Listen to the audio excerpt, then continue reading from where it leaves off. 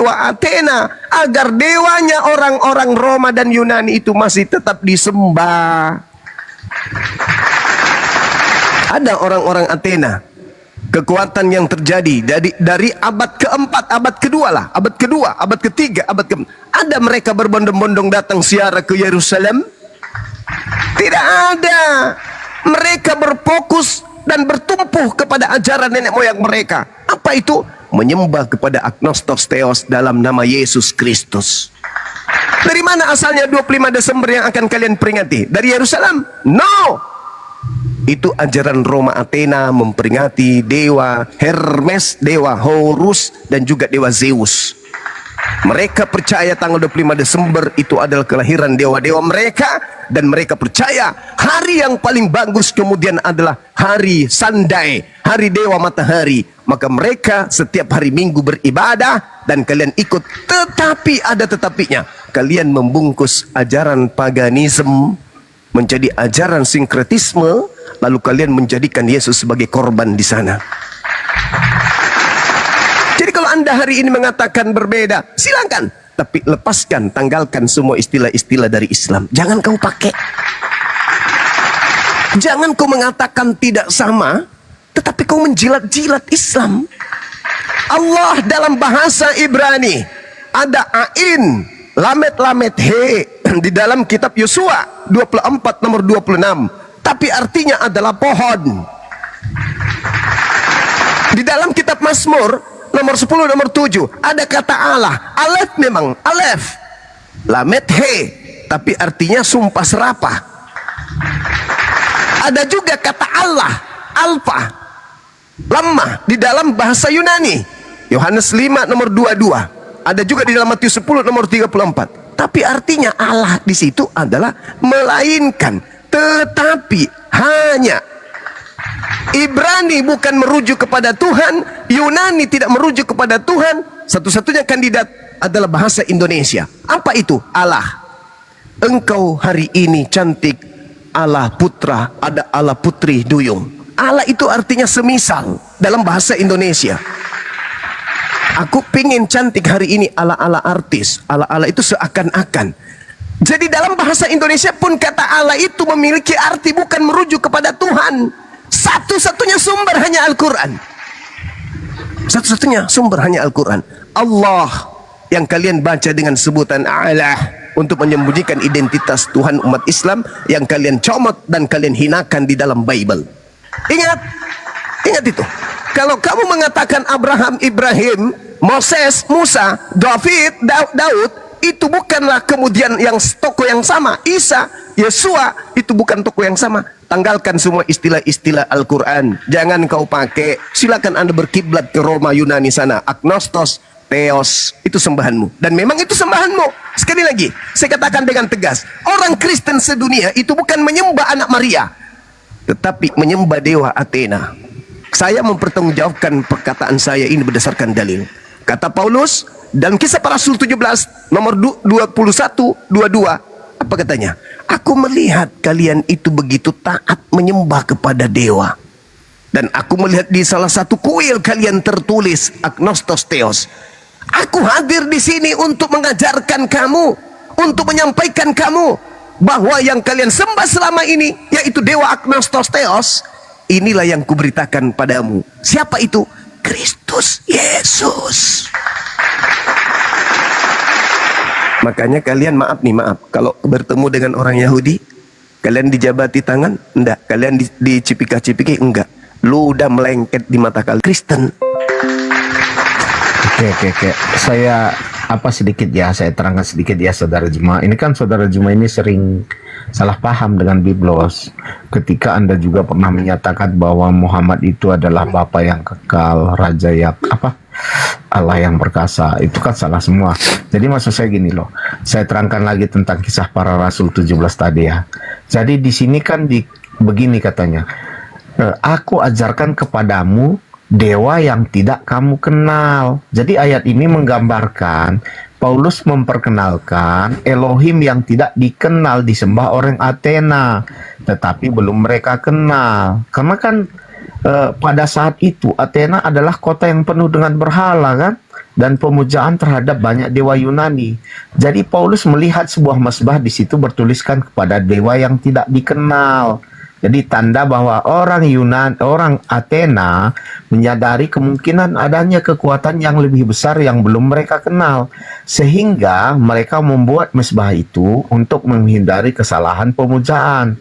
Paulus menggunakan kesempatan ini untuk memberitakan tentang Elohim, pencipta langit dan bumi yang sebenarnya, yang dekat dengan manusia, yang memanggil semua orang untuk bertobat. Begitu, bukannya membuat dewa lagi. Sebenarnya Paulus tidak langsung mengatakan dewa yang tidak kamu kenal itu adalah Yesus. Gitu. Yang dia katakan adalah apa yang kamu sembah tanpa mengenal itulah yang kuberitakan kepadamu. Gitu katanya. Dia tidak mengatakan dewa yang tidak dikenal itu adalah Yesus. Bukan begitu, tidak secara langsung dia katakan begitu. Makanya saya katakan kamu salah paham, saudara Juma. Katanya begini, apa yang kamu sembah tanpa mengenal, itulah yang kuberitakan kepadamu. Artinya Yesus mengatakan kepada orang-orang di Athena itu, bahwa dia memberitakan yang belum mereka kenal. Gitu. Jadi, kalau memahami sebuah teks, saudara Juma harus lebih hati-hati lagi supaya lebih paham gitu, supaya tidak tersesat dengan teks yang dibaca, supaya bisa menangkap ide dalam teks yang disajikan, begitu ya, supaya lebih mengena, begitu saudara Juma. Jadi tidak lagi terjadi kesalahan seperti yang dulu-dulu ketika Anda mengatakan Muhammad adalah Bapa yang kekal. Allah yang perkasa, begitu ya. Silakan. Baik. Saya akan mengajari Anda pagi ini dengan setulus hati saya. Silakan lanjut. Iya, Tadi mengaku murid, sekarang jadi profesor dia. Ini babi begitu. Babi itu begitu. Gak peduli pokoknya. Ucapan yang keluar dari mulutnya peduli. Namanya babi, gak berotak, gak berakal gitu. Karena Yesus memang mengatakan itu. Ini tak ajarin samamu ya. Kenapa pada saat itu saya mengatakan Nabi Muhammad itu adalah Allah yang perkasa, Allah yang kekal, Raja damai. Dasarnya kan jelas. Karena klaim orang-orang kafir mengatakan bahwa Yesaya 9 itu adalah untuk Yesus. Berarti rujukannya bukan kepada Allah, rujukannya kepada sembahan orang-orang Yahudi, orang-orang Yunani yang kemudian Anda lontarkan itu menuju kepada Yesus. Pandangan saya bukan ke Allah Subhanahu wa taala, tetapi mengikuti alur cerita yang ada di kitab Yesaya itu sendiri, di mana Yesaya 9 nomor 6 itu merujuk kepada seorang raja Yehuda bernama Hizkia. Yang disebutkan di dalam Yesaya 9 nomor 6 itu adalah untuk Raja Hizkia, bukan untuk Yesus. Maka Raja Hizkia disebut dengan sebutan tadi, Allah yang perkasa, Allah yang kuasa, Allah yang kekal. Nah, kalau itu dipaksakan untuk Yesus yang maha lemah, Yesus yang tak bisa ngapa-ngapain, maka itu lebih pantas ditujukan kepada baginda Rasulullah Muhammad sallallahu alaihi wasallam. Kenapa? Karena terbukti Nabi Muhammad ajarannya kekal, Nabi Muhammad kuasanya kekal, Nabi Muhammad kerajaannya kekal, Nabi Muhammad mendamaikan sejazirah Arab bahkan dunia. Maka lebih pantas gelar itu diberikan kepada Nabi Muhammad daripada gelar itu kepada Yesus yang, mohon maaf, saya melihatnya sontoloyo. Melumpuhkan satu murid saja bernama Yudas tak sanggup apa jadi raja, jadi kuasa yang kekal. Pret. Maka tidak cocok untuk sembahan kamu yang dewa pagan itu. Itu maksudnya. Nah, kalau Anda mau belajar lebih jauh lagi tentang Hizkia, tentang Yesaya 9 nomor 6, boleh. Boleh kita tentukan tema, biar saya suapin kalian supaya jangan lagi menjilat-jilat. Sabar dulu. Supaya kalian jangan menjilat-jilat kitabnya Yahudi yang meludahi kalian. Kalau Anda ingin tahu siapa yang disebut Yulat di sana, Anda harus membacanya dari data nomor, ya minimal nomor 3, nomor 4, nomor 5, supaya Anda tahu ternyata yang dimaksud di situ adalah Raja Hizkia. Silakan tentukan waktu, biar kusuapin kalian, biar cerdas kalian itu, biar kalian tidak membungkus dewa Romawi dengan nama Yesus. Lepaskan Yesus dari sana. Nah, sekarang kita masuk kepada tema terkait pernyataan saudara membela rasul saudara, membela nabi saudara Paulus. Dengarkan baik-baik. Ini saya bacakan samamu. Adapun orang-orang Athena dan orang-orang asing yang tinggal di situ tidak mempunyai waktu untuk sesuatu selain untuk mengatakan atau mendengar segala sesuatu yang baru. Paulus pergi berdiri di atas Areopagos, di atas panggung, di atas arena, di atas mimbar, dan berkata kepada orang Athena, "Hai orang-orang Athena, aku lihat bahwa dalam segala hal kamu sangat beribadah kepada dewa-dewa." Ingat, Paulus mengatakan kepada dewa-dewa, "Aku melihat kalian sangat taat, kalian sangat beribadah kepada dewa-dewa." Ingat itu, kepada dewa-dewa. Jangan lagi kau telan lagi nanti liurmu itu. "Sebab ketika aku berjalan-jalan di kotamu, aku melihat barang-barang sucimu. Aku menjumpai barang-barang kudusmu. Aku menjumpai sebuah kuil yang tertulis kepada dewa yang tidak dikenal." Mereka menyembah dewa yang mereka tidak kenal. Apa kata Paulus? "Apa yang kamu sembah tanpa mengenalnya?" Apa itu yang kamu sembah tanpa mengenalnya? Apa? Dewa-dewa. Mereka menyembah dewa-dewa. Nenek moyang mereka menyembah dewa yang mereka tidak kenal. Apa yang kalian sembah yang tidak kalian kenal, itulah yang kuberitakan kepada kamu. Jadi dewa yang kau tidak kenal selama ini, yang kau puja-puji di dalam kuil, aku datang memperkenalkannya kepadamu. Siapa? Tuhannya Yahudi? Bukan. Aku datang memperkenalkan kamu dewamu sendiri. Dewa yang selama ini yang kau sembah yang tidak kau kenal. Apakah orang-orang Yahudi, orang Roma, orang Athena itu menyembah kepada Elohim? Tidak. Mereka menyembah kepada Theos yang mereka tidak kenal. Apabila di tengah-tengahmu muncul seorang nabi, seorang pemimpi penghayal, dan ia memberitakan kepadamu suatu tanda atau mujizat, dan apabila tanda dan mujizat pemimpi atau penghayal ini kemudian berhasil terjadi, lalu dia membujukmu untuk menyembah kepada dewa yang kamu tidak kenal itu, marilah kita beribadah kepada Yesus. Jangan kamu percaya, jangan kau mendengarkan perkataannya, jangan kau kasihi dia, tetapi bunuhlah dia.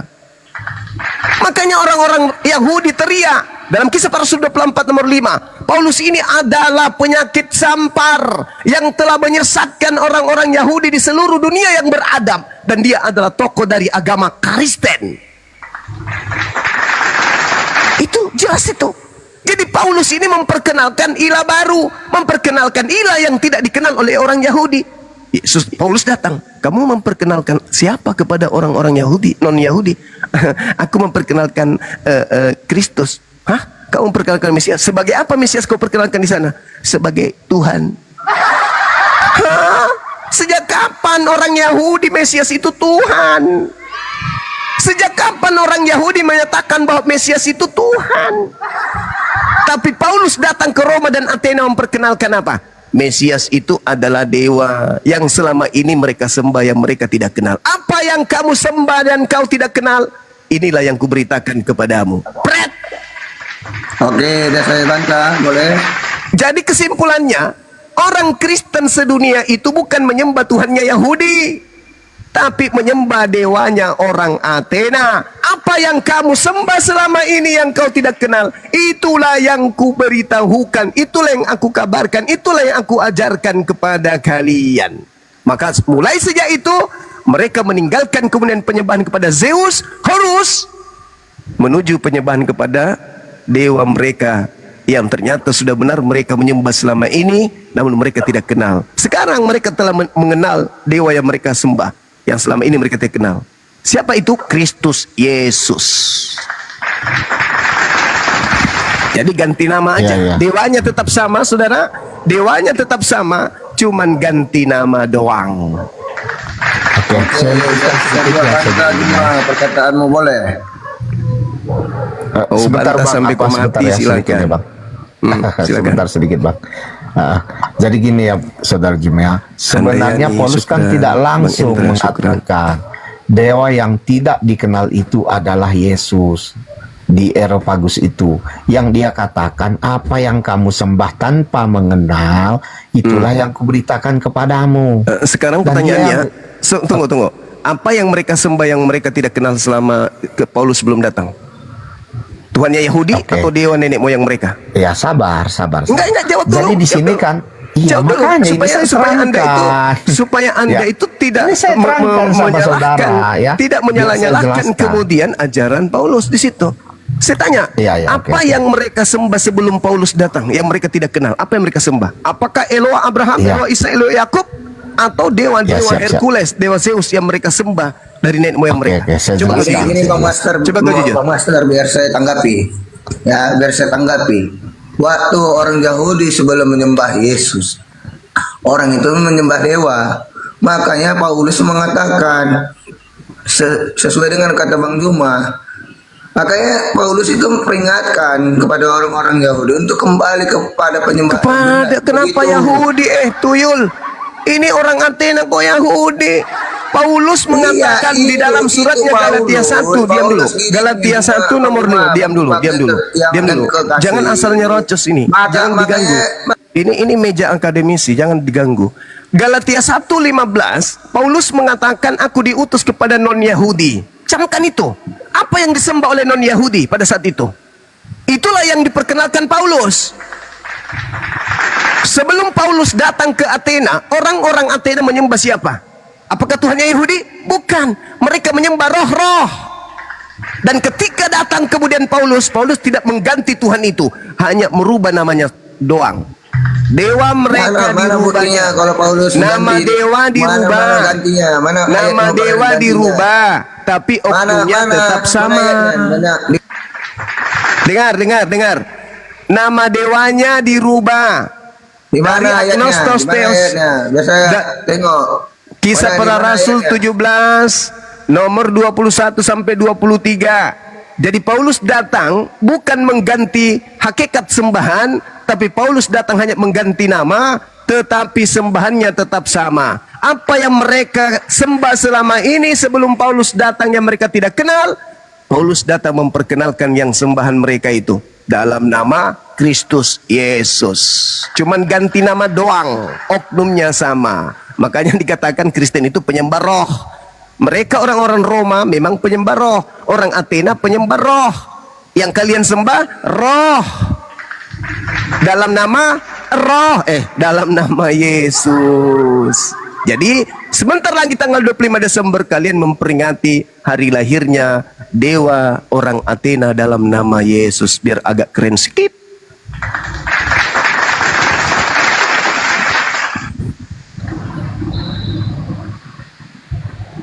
Oke ya, saya teruskan yang tadi ya. Jadi ini kesalahpahaman saudara Juma saya maklumi ya, nggak apa-apa wajar ya kan. Saya maklumi aja ya, nggak apa-apa. Jadi begini, yang tadi mengatakan begini, itu kan Athena pada waktu itu penuh dengan pemujaan banyak dewa, itu yang perlu Anda camkan. Tetapi mesbah kepada dewa yang tidak dikenal ini menunjukkan bahwa orang Athena menyadari kemungkinan ada nih kekuatan yang lebih besar yang belum mereka kenal. Jadi Paulus menggunakan ini sebagai pintu masuk untuk memperkenalkan Tuhan yang sejati yang mereka cari tanpa menyadari, begitu. Jadi Paulus ini orang bijaksana di sini. Kemudian dia menjelaskan bahwa Elohim yang sejati itu diungkapkan melalui Yesus. Jadi Paulus menjelaskan bahwa dewa yang tidak dikenal itu adalah Tuhan yang mencipta semuanya, yang tidak tinggal dalam berhala dan dekat dengan manusia. Namun manusia tidak dapat menemukan Tuhan yang benar dengan usahanya sendiri. Oleh karena itu, Tuhan datang mencari mereka melalui Yesus. Yesus adalah wujudnya yang memungkinkan manusia mengenal dan berhubungan dengan Tuhan. Begitu di situ. Ya, Jadi asumsi kemudian sebentar. Gini, Kemudian Bang, sedikit, Paulus Bang. memberikan bukti kebenaran ajarannya.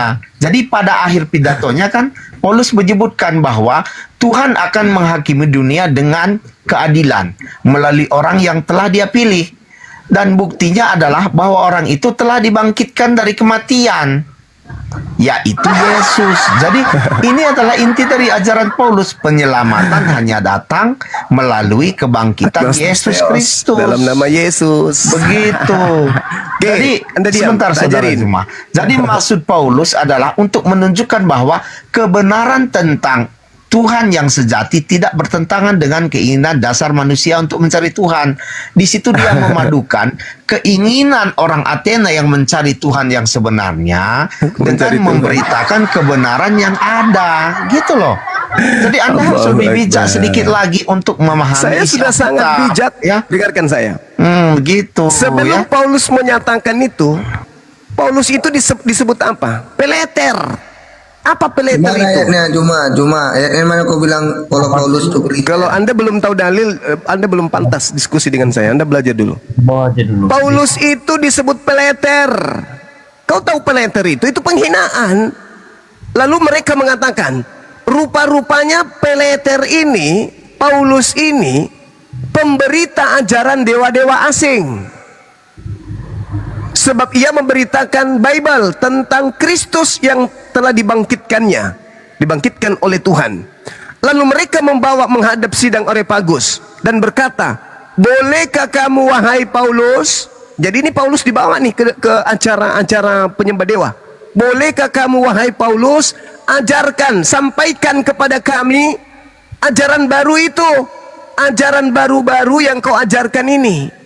Sebab engkau memperdengarkan kepada kami perkara-perkara aneh.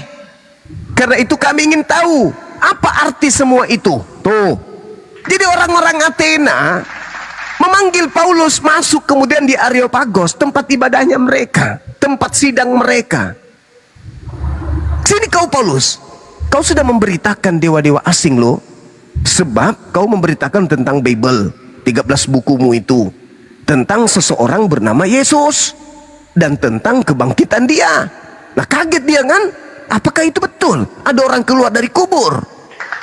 Orang Athena kaget karena selama ini mereka tidak pernah melihat ada orang mati keluar dari kubur. Makanya Paulus mengatakan, aku diutus kepada non-Yahudi untuk memberitakan tentang Kristus yang keluar dari tanah. Karena kenapa? Bagi orang Yahudi manusia bangkit dari kubur, mereka mengatakan apa? Biiznillah. Itu terjadi karena izin Allah. Jangankan keluar dari kubur, Nabi Musa bisa belah lautan, makanan jatuh dari langit itu mah biasa bagi kami orang Yahudi. Tapi bagi orang Athena, para penyembah dewa-dewa, itu adalah sesuatu yang sangat luar biasa. Dan itu dimanfaatkan oleh Paulus. Bolehkah kamu tahu, bolehkah kami tahu ajaranmu Paulus? Bolehkah kami tahu apa yang kau ajarkan ini wahai Paulus? Sebab engkau memperdengarkan, engkau mengajarkan kepada kami orang-orang penyembah dewa-dewa ini terkait dengan perkara-perkara yang aneh. Karena itu kami ingin tahu wahai Paulus, apakah arti semua itu? Nah, Paulus mulai itu, kesempatan ini, kesempatan. Yes. Kesempatan kata Paulus. Adapun orang-orang Athena dan orang-orang asing yang tinggal di situ tidak mempunyai waktu untuk sesuatu selain untuk mengatakan atau mendengar segala sesuatu yang baru. Jadi mereka berkumpul bukan urusan lain. Mereka ingin tahu apa yang diajarkan oleh Paulus dan siapa yang keluar dari kubur ini menurut Paulus. Maka Paulus pergi berdiri di atas Areopagos di depan mereka semuanya. Wah, bos Paulus berdiri, kesempatan ini. Hai orang-orang Athena, hai. Aku lihat bahwa dalam segala hal kamu sangat beribadah kepada dewa-dewa. Yes. Sebab ketika aku berjalan-jalan di kotamu dan melihat-lihat barang-barang pujaanmu, aku menjumpai sebuah kuil yang tertulis kepada dewa yang tidak dikenal. Kepada dewa yang tidak dikenal. Siapa ini? yang disembah mereka selama ini. Kemudian Paulus melanjutkan khotbahnya. Apa yang kamu sembah? Apa yang kau sembah? Dewa-dewa. Yang kamu tidak kenal, dewa-dewa. Apa yang kamu sembah? Yang kamu tidak kenal, dewa-dewa. Inilah yang aku beritakan kepadamu. Siapa itu? Anak dewa yang turun ke bumi.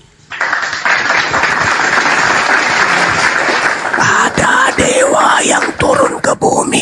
Di mana Paulus mengatakan ada dewa turun ke bumi? Filipi 2 nomor 6, nomor 7, nomor 8. Jedar.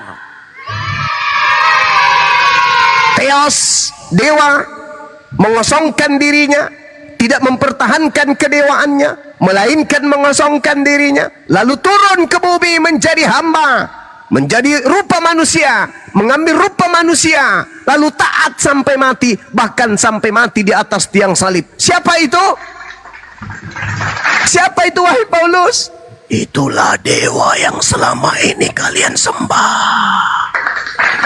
Dewa yang selama ini kalian sembah, yang tidak kalian kenal, turun ke bumi mengambil rupa hamba bernama Kristus Yesus. Berubah enggak penyembahan mereka? Berubah. Jadi apa yang mereka sembah? Yesus. Mereka meninggalkan dewa mereka enggak? Enggak. Mereka tetap saja menyembah dewa mereka dalam nama Kristus. Makanya prosesi agamanya, rutinitas agamanya masih tetap berlanjut sampai hari ini. Kalian masih memperingatinya setiap tanggal 25 Desember. Kalian masih merayakannya setiap hari Minggoi. Kenapa? Karena sejatinya yang mereka sembah bukan Elohim, bukan Eloah Abraham, Eloah Yishak, Eloah Yakub, tapi yang mereka sembah adalah Agnostos Theos dalam nama Kristus Yesus. Makanya agama Kristen itu bukan dianut Yahudi, dianut oleh Roma Yunani. Di mana pusatnya Kristen? Vatikan. Apa Vatikan itu? Pusat penyembahan berhala-berhala, pagan-pagan kuno. Kemana orang Yunani sekarang ini? Menjadi Yudaism? Tidak mungkin. Menjadi apa? Kristen. Jadi sebentar lagi kalian memperingati hari lahirnya Dewa Matahari, tapi dibungkus dalam nama Yesus, Yesua, Iso, Isa, supaya keren, supaya identitas penyembahan terhadap dewa-dewa kuno itu masih bisa dilanjutkan dalam nama Yesus. Makanya para penyembah dewa-dewa Roma Athena ini nanti ketika bertemu dengan Yesus yang asli, apa kata Yesus? Sekali lagi, aku tidak mengenal kalian. Kalian semua adalah pembuat kejahatan. Hanyalah daripadaku. Kenapa demikian? Karena sejatinya yang Kristen sembah itu bukan aku. Yang Kristen sembah itu adalah dewa Roma Yunani, tapi cuma memakai namaku doang. Makanya Yesus berpesan di Matius 24 kepada orang Yahudi. Apa kata Yesus? Waspadalah kepada penyesat yang datang kepadamu memakai namaku dan berkata, akulah Kristus. Mereka akan menyesatkan banyak orang. Orang-orang Roma, orang Athena memakai nama Yesus untuk mengajak banyak orang menyembah kepada dewa Romawi Yunani dalam nama Yesus. Jadi sebentar lagi kalian merayakan tuh. Kenapa kalian menggunakan terjemahan kitabnya Yahudi? Supaya biar tidak ketahuan kali kalau Kristen itu pelanjut agama Roma Yunani Athena. Supaya nggak terlalu ketahuan kalau yang disembah Kristen itu ternyata adalah dewa Agnostos Theos. Tapi mau sampai kapan? Ketika Islam sudah datang meluruskan, kalian masih juga membantah. Wa man azlamu mimman iftara 'ala Allahil kadziba wa huwa yud'a ilal Islam. Mereka adalah pendusta, mereka adalah orang yang zalim terhadap diri mereka. Makanya Al-Quran mengatakan setiap umat Islam itu beribadah, tunjukkanlah kami jalan yang lurus, bukan jalannya orang-orang Kristen. Siapa mereka ini? Orang yang sesat. Kenapa sesat? Karena mereka membuat aturan baru, mereka bikin aturan agama sendiri dari tangan mereka sendiri, bukan firman Tuhan. Mereka buat-buat sendiri, tetapi untuk menyesatkan banyak orang, bukan untuk menyelamatkan manusia, tapi untuk menyesatkan banyak orang. Dengan menyembah makhluk kuburan, apakah kita bisa selamat? Nihil. Dengan menyembah roh agnostios yang datang dalam nama Yesus, apakah kita selamat? Nihil pemberitaan. Yang ada akan diusir kemudian.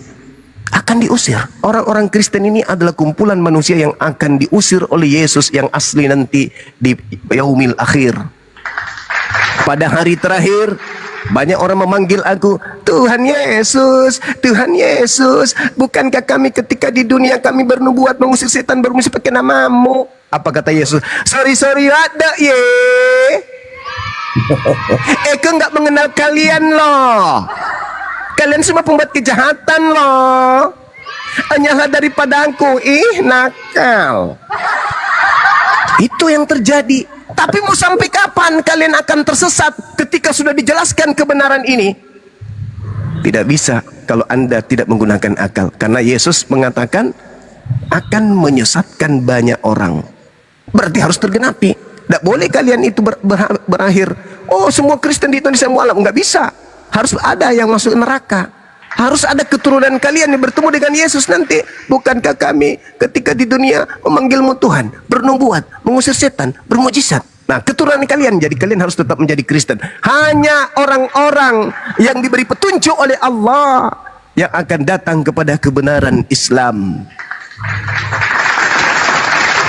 Silakan kalau Anda masih punya materi atau bahan untuk ngibul. Lanjut. Oke, ini yang terbaik ini saya kasih naik, tapi yang ini loh punya aturan kalau diskusi ya, saya kasih naik. Nih, kalau tidak ada aturan saya turunkan lagi ini. Ini kesempatan terakhir buat kamu. Gunakan sebaik mungkin ya. Pagi ya. Saya membantah perkataan Cuma semua. Gimana mau bantah? Dalilnya aja kau tidak tahu di mana. Oke, udah aku bantah. Sabarlah, jangan kejang-kejang cuma. Aku pula yang kejang. Iya, ini ku tanya balik kau tentang Quran, kau berani nggak? Ya masalahnya tidak ada alat untuk menampung jawaban saya. Nah, kalau ku tanya balik tentang Quran kau, nggak pertanyaan sama boleh? Silakan Boleh. aja. Silakan. Oke. aja. Oke. Silakan. Kamu Tidak ada bilang. pembelaan ya, tidak ada pembelaan. Berarti Anda membenarkan pernyataan saya semua ya. Berarti Anda membenarkan pernyataan-pernyataan saya barusan ya. Diam aja, udah. Enggak, saya tanya dulu, Saya tanya dulu, berarti Anda sudah menerima pernyataan saya? Saya nggak menerima, saya mau Ya, terus kenapa Anda Nanti nggak saya bantah? terangkan yang sebenarnya. Kenapa Jemaah. Anda Ini bantah? saudara ini dulu. Kenapa tidak dibantah kalau Anda tidak menerimanya? Udah, kenapa kamu ngomong dari Ya, luar? dengan Ya, Anda ada bertanya orang, kepada Al-Quran, orang. berarti Anda sudah tidak bisa membantah dalilnya. Saya boleh membantah. Silakan Anda bantah, silakan. Saya Oke, mengatakan mungkin sebentar. bahwa Bang, tanggal yang 25 pertama Desember yang sebentar ya, akan Bang. kalian peringati ini adalah memperingati hari lahirnya Dewa Romawi Yunani. Al-Quran tahu, udah mengakui. Tidak bisa. Paulus itu Memahami Bible aja kamu tak sanggup. Apalagi mau memahami kalimat-kalimat udah mengakui Allah. Paulus sebagai rasul. Innal ladzina kafaru sawa'un 'alaihim a anzartahum am lam tunzirhum la yu'minun. Percuma kau bertanya tentang Al-Quran, percuma. Kenapa tidak ada alat di dalam dirimu, nggak ada cahaya yang bisa menerima Al-Quran, nggak ada. Bible aja kamu nggak bisa terima. Yang kamu terima cuma doktrin doang. Giliran diajarkan Bible, kalian nggak bisa terima. Kenapa? Tak ada cahaya, gelap, tak ada tempat penampungan ilmu dalam diri kalian itu. Nggak ada. Mau disimpan di mana ilmu yang saya sajikan ini dalam diri kalian? Nggak bisa. Tidak ada tempatnya. Mantul, mendengar di kuping, keluar di hidung. Nggak ada. Orang yang bisa menerima pengajaran itu adalah orang yang berhikmat, orang yang bijaksana. Sementara kalian tidak. Kata Yesus, jangan kau berikan barang kudus kepada anjing, jangan kau lemparkan mutiara kepada babi. Lalu Saya mau melemparkan mutiara Quran kepada kalian. Oh, enggak dong. Ya, nggak usahlah kita bicarakan Quran, saudara jemaah. Kurang penting juga. Ya, karena memang nggak akan pernah bisa Anda sanggup untuk menampung itu. Bukan soal Ilmunya nggak terlalu sanggup, tinggi. nggak. Iya, nggak Ilmunya terlalu penting. ketinggian. Kalau menurut saya sih ya, kita harus membicarakan yang benar aja ya. Gini. Silakan. Ah, Suka-suka jadi- mula. Silakan. Yang tadi sebenarnya kalau berdasarkan teks Alkitab tadi ya, Kisah Para Rasul 17 tadi, kan tidak secara eksplisit menceritakan bahwa mereka menyembah Yesus atau meninggalkan dewa mereka di situ ya. Tadi kan Anda mengatakan mereka menyembah Yesus sekaligus juga menyembah dewa, nggak seperti itu. Nggak ada tertulis di situ ya. Setelah mendengar pidato Paulus di Areopagus tadi, namun dapat kita lihat reaksi di situ. Jadi reaksi di situ ada beberapa orang yang mengolok-ngolok ketika mendengar tentang kebangkitan dari kematian. Jadi sebagian lagi mereka ingin mendengar lebih lanjut dan hanya sebagian kecil yang percaya. Di situ nggak semua orang langsung percaya, hanya sedikit. Di antara mereka yang percaya adalah Dionysius, jadi anggota majelis Areopagus itu, dan seorang wanita yang bernama Damaris. Jadi apakah mereka, pertanyaan selanjutnya kan begini, apakah mereka meninggalkan dewa mereka? Jadi di sini Alkitab tidak menjelaskan secara rinci apakah mereka yang percaya segera meninggalkan pemujaan terhadap dewa-dewa lama mereka. Namun dalam ajaran Kristen kan kalau memeluk iman kepada Yesus berarti mengakui dia sebagai Tuhan yang Esa, yang berarti harus meninggalkan pemujaan terhadap berhala atau dewa-dewa lain. Seperti yang diajarkan di perintah kelima, jangan kamu membuatkan untukmu berhala apapun. Jadi Itu untuk untuk orang Yahudi. Athena yang telah Itu perintah untuk Yahudi. Jangan kok sampurata ya, jangan. Itu perintah untuk Yahudi. Ada nggak perintah itu untuk orang Athena? Nggak ada, bosku. Ada. Mana? Jadi setiap mana perintah orang untuk orang Athena mana? Sabar. Mana? Nggak ada. Kamu saya sedang ngajarin loh, saudara jemaah. Mana Yang benar perintah ini untuk saya Athena? ajarin. Perintah untuk orang Roma dan Yunani untuk jangan membuat patung mana? Ya, setiap orang yang menuhankan Yesus dia harus menuhankannya dengan Esa. Gitu loh. Lanjut. Jadi untuk orang Athena yang telah hidup dalam budaya pemujaan banyak dewa selama berabad-abad, kalau menurut logika ya, perubahan seperti ini tidak mungkin, kemungkinan besar tidak secara tiba-tiba. Jadi pemahamannya pasti pelan-pelan di situ. Nggak mungkin ketika dia selama ini dia percaya kepada banyak dewa, nggak mungkin tiba-tiba hari ini dia hanya percaya kepada satu Tuhan yang Esa. Oke, sekarang Betul. saya tanya, begini aja deh. Begini aja saudara. Orang-orang yang tidak percaya kepada Paulus untuk menyembah kepada dewa bernama Yesus ini, apakah sekarang masih eksis?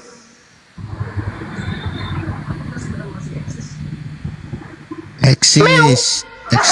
Eksis dalam nama agama yang disebut dengan sebutan Ada saksi Yehova. Kristen, Katolik. Saksi Yehova itu adalah kelompok orang-orang yang kecewa terhadap sekte-sekte senior, termasuk Protestan. Protestan itu adalah sekte yang protes terhadap Katolik. Bukan Katolik, Itu. jangan gitu dong. Anda Lah, itu salah agama paham. Kristen Jadi gini. pertama kali itu Katolik. Kekaisaran Jadi Roma begini. pertama kali beragama. Sebentar. Itulah Ya, saya Katolik. ajarkan. Sekarang Saya mana ajarkan orang-orang yang benar Athena? ya. Mana orang-orang Athena? Mana orang Roma yang tidak menerima Paulus? Mana? Ada? Enggak Oke. ada. Ada. Semua Sebentar. menerimanya. Bahkan Katolik dijadikan sebagai agama kerajaan. Gedar. Itu fakta, itu real. Itu fakta, itu real. Sekarang kalau Anda mengatakan Yesus itu Tuhan yang Esa, pret. Matamu suwe. Ya. Di mana ilmunya Yesus Jadi- Tuhan yang Esa? Coba dalilnya mana? Coba dalil. Yesus Esa itu mana dalilnya? Coba. Mana? Apa? Apa yang Yesus Anda Esa tanyakan, yang Bos? kukatakan tadi, Yesus Esa itu mana dalilnya? Coba. Ini bukan gereja, sekali lagi. Kamu sedang berbicara di depan para pakar Bible. Jangan kau anggap ini gereja. Mana dalilnya? Yesus adalah Tuhan satu-satunya mana? a a a a a a a. Ya, Mutiara oke, tidak sabar. diberikan padamu. Mana dalilnya? Yesus adalah Sabar, Tuhan yang esa. Mana sabar. itu? Dengarlah hai orang Israel, Tuhan Allah kita itu, Tuhan itu esa. Yesus Tuhan yang itu kau Allah maksud kita. tuyul. Hei, Yesus yang kau katakan tadi Tuhan Esa itu mana? Yesusnya Esa mana dalilnya? Ada lagi kan di Keluaran, jangan ada Iya. padamu Ya Allah Allah lain di ya hadapanku. Karim. Itu kan Esa. Mana lari ke Tuhannya Yahudi? Yang saya ajarkan kamu ini Tuhannya orang Roma Athena. Itu Yesus Kristus yang kau katakan dia adalah Tuhan satu-satunya, dalilnya untuk orang Athena itu mana? Ya Allah ya Kan Karim. semua menyatakan dalam Alkitab Ya untuk Allah. menyembah Tuhan yang Esa kan? Ya itu ajaran Mana? orang Yahudi. Shema Israel. Dengarkanlah wahai Israel. Itu untuk orang Kami Israel, ini bukan kan untuk mengimani orang itu kampret. juga. Tuyul. Cuma kami Shema mengimani Israel. itu juga kan? Shema Siapa Israel yang itu mengatakan orang Kristen Shema tidak Israel mengimani dengar. itu? Shema Israel itu seruan untuk siapa? Hah? Ya seruan untuk manusia. Wah, tuyul. Sudah jelas-jelas disebut Israel manusia. Inilah kamu penyesat. Kata Yesus, waspadalah kepada penyesat yang datang memakai namaku. Ini kau pakai nama Yesus dan kau ingin menyesatkan. Sudah jelas-jelas Shema Yisrael Adonai Elohenu Adonai Ahad. Itu seruan untuk Israel. Yang saya tanya, seruan untuk Yunani Athena mana? Meow. Seruan untuk Romawi Athena adalah agnostos theos yang kau sembah selama ini yang kau tidak kenal. Itulah yang kuberitakan sekarang, yaitu Kristus Yesus. Tuh, yang kau sembah tuh, apa yang kau sembah hari ini? Agnostos theos, dewanya orang Athena. Camkan itu. Oke. Sebentar Ini lagi dia, kau ini dia. memperingati Sebentar. kelahiran dewa Athena. Saudara Jemaat, begini. Di dalam 1 Timotius 2 ayat 5 dikatakan begini. Karena Elohim itu Esa, dan Esa pula dia yang menjadi pengantara Elohim dan manusia, Ada berapa yaitu yang Esa di manusia situ? Kristus Yesus. Sekarang ada berapa yang Gitu Esa loh. di situ? Ada berapa yang Esa di situ? Satu lah. Mana ada, Satu. matamu suwe. Di situ Tuhannya Yahudi Esa, Tuhannya Yunani juga Esa. Tuhannya Yahudi itu adalah Elohim Esa, Esa juga Tuhannya Yunani, yaitu Yesus. Pret. Dari mana kamu bilang? Kau baca Ini juga ini dalil. memang Kau agak baca ngelantur dalilnya. sih. Kau Nggak baca. apa-apalah, Kau kamu baca ngelantur. dalilnya. Coba kau baca dalilnya. Ini ada kau ayat baca. tambahnya lagi. Kita baca Kau dari baca dalilnya. Kau baca dalilnya yang kau baca tadi itu. Kau baca Oke. dalilnya. Oke, 1 oke, Timotius oke. 2 nomor 5 itu kau baca. Kau baca dalilnya. Oke. Kau baca baik-baik. Karena Elohim itu Esa, Esa, dan Esa pula dia yang menjadi ada berapa yang menjadi Esa di situ? pengantara antara Elohim dan manusia, Yaitu manusia Kristus Yesus. manusia. Berarti manusia Yesus ini Esa kan? Manusia Kristus Yesus, ya Esa. Esa enggak dia? Esa. Iya, Esa kan? Esa. Terus Elohim Esa juga. Ya Elohim Esa. Nah, sekarang Yesus berdoa kepada siapa? Enggak ada Yesus berdoa kepada siapa. Gimana ya kami ini cuma?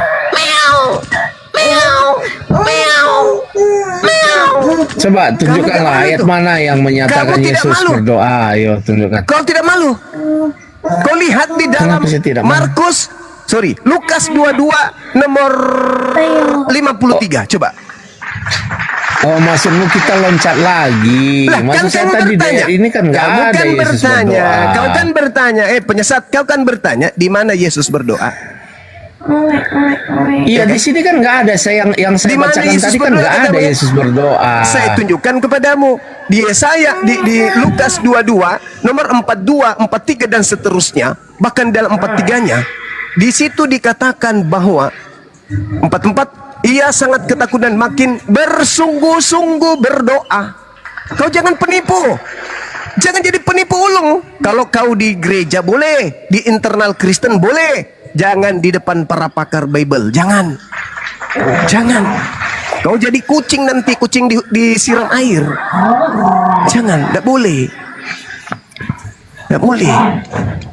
Jadi Yesus itu sesuai dengan dalil yang kubawa 1 Timotius 2 nomor 5. Kau ngerti nggak surat Timotius ini untuk siapa? Kau ngerti nggak Timotius ini siapa? Timotius ini anak angkatnya Paulus. Dan surat Timotius itu ditujukan kepada orang-orang non-Yahudi. Oke? Sekarang ketika Paulus memproklamirkan Elohim Tuhannya Yahudi itu esa. Oke, setuju. Tetapi Paulus tidak mau kalah. Tuhannya orang Roma Yunani juga esa. Dan esa juga Yesus yang menjadi pengantara. Sudah jadi pengantara loh. Sudah jadi pengantara. Artinya ada yang dia antarai. Siapa itu? Elohim dengan manusia. Yesus yang perantara ini juga esa, yaitu manusia Kristus Yesus. Siapa itu? Sembahannya orang Kristen. Manusia Kristus Yesus adalah esa. Satu-satunya Tuhan bagi orang Kristen. Tetapi Elohim juga adalah esa. Satu-satunya Tuhan untuk orang Yahudi. Jadi Tuhannya Yahudi esa, Tuhannya Kristen juga esa. Nah, di mana di antara dua Tuhan ini yang benar? Elohim atau Kristus Yesus? Ketepak. Ketepak. Inilah ya, Anda nggak baca baik-baik. Sebentar. Ketepak, ketepuk, Saudara ketepuk, Jemaat, ketepak. sebentar. Mana yang benar? Anda diskusi kayak anak-anak. Mana yang benar? Sabar dong. Tuhannya Gini. Elohim esa, Tuhannya Yunani juga esa. Tuhannya orang Yahudi namanya Elohim, Tuhannya orang Roma Yunani namanya manusia Kristus Oke, saya Yesus. jelaskan ya. Mana yang betul? Ya, oke, saya jelaskan. Gini, di situ kan Silakan. dikatakan Elohim itu esa dan esa Esa pula memang esa. pengantara dan Nah, esa pengantara pula di situ siapa? pengantara. Pengantara di situ siapa? Yesus. Ah, Yesus Artinya pengantara apa? ini. Ayat itu oke, sebentar. Yesus pengantara Jadi ini. artinya, Pengantara antara siapa? antara manusia dan Elohim. Nah, berarti Elohim ada kan? Ada kan Elohim? Yesus Ya, juga adalah ada. Elohim. Ada berapa yang ada di situ? Ada berapa yang ada? Jadi Elohim itu Yesus Ada itu berapa? pengantara Ada berapa antara yang ada di manusia situ? dan Elohim. Ada berapa Ya kan, yang menurut ada di ayat situ? itu. Elohim ada. Elohim ada. Yesus juga ada. Ada Pengantaran- berapa yang ada? Pengantaranya Ada berapa? Ada Elohim. berapa yang ada? Hah? maksudnya ada berapa yang ada, gimana sih Anda? Elohim ini? ada.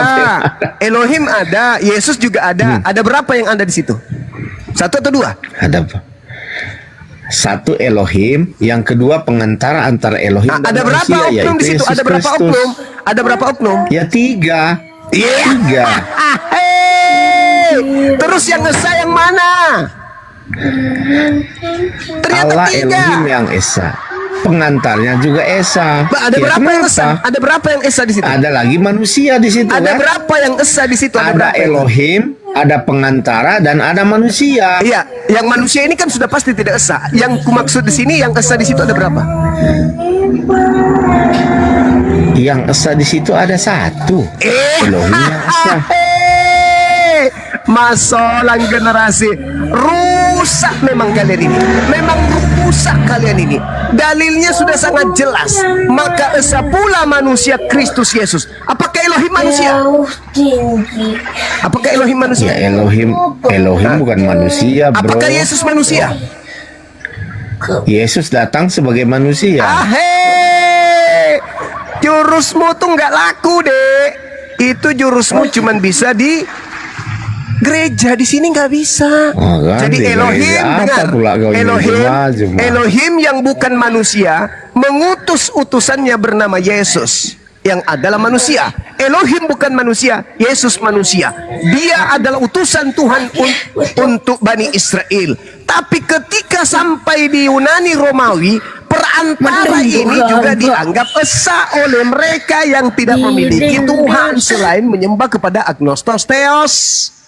Agnostos Theos yang mereka sembah kemudian ditinggalkan menuju kepada Agnostos Theos yang nyata, yaitu Kristus Yesus. Maka Tuhannya orang Yahudi yang adalah Ahad dan Tuhannya orang Romawi dan Yunani juga yang adalah esa, sama-sama esa. Sekarang siapa di antara dua Tuhan ini yang benar-benar Tuhan? Elohim atau Yesus?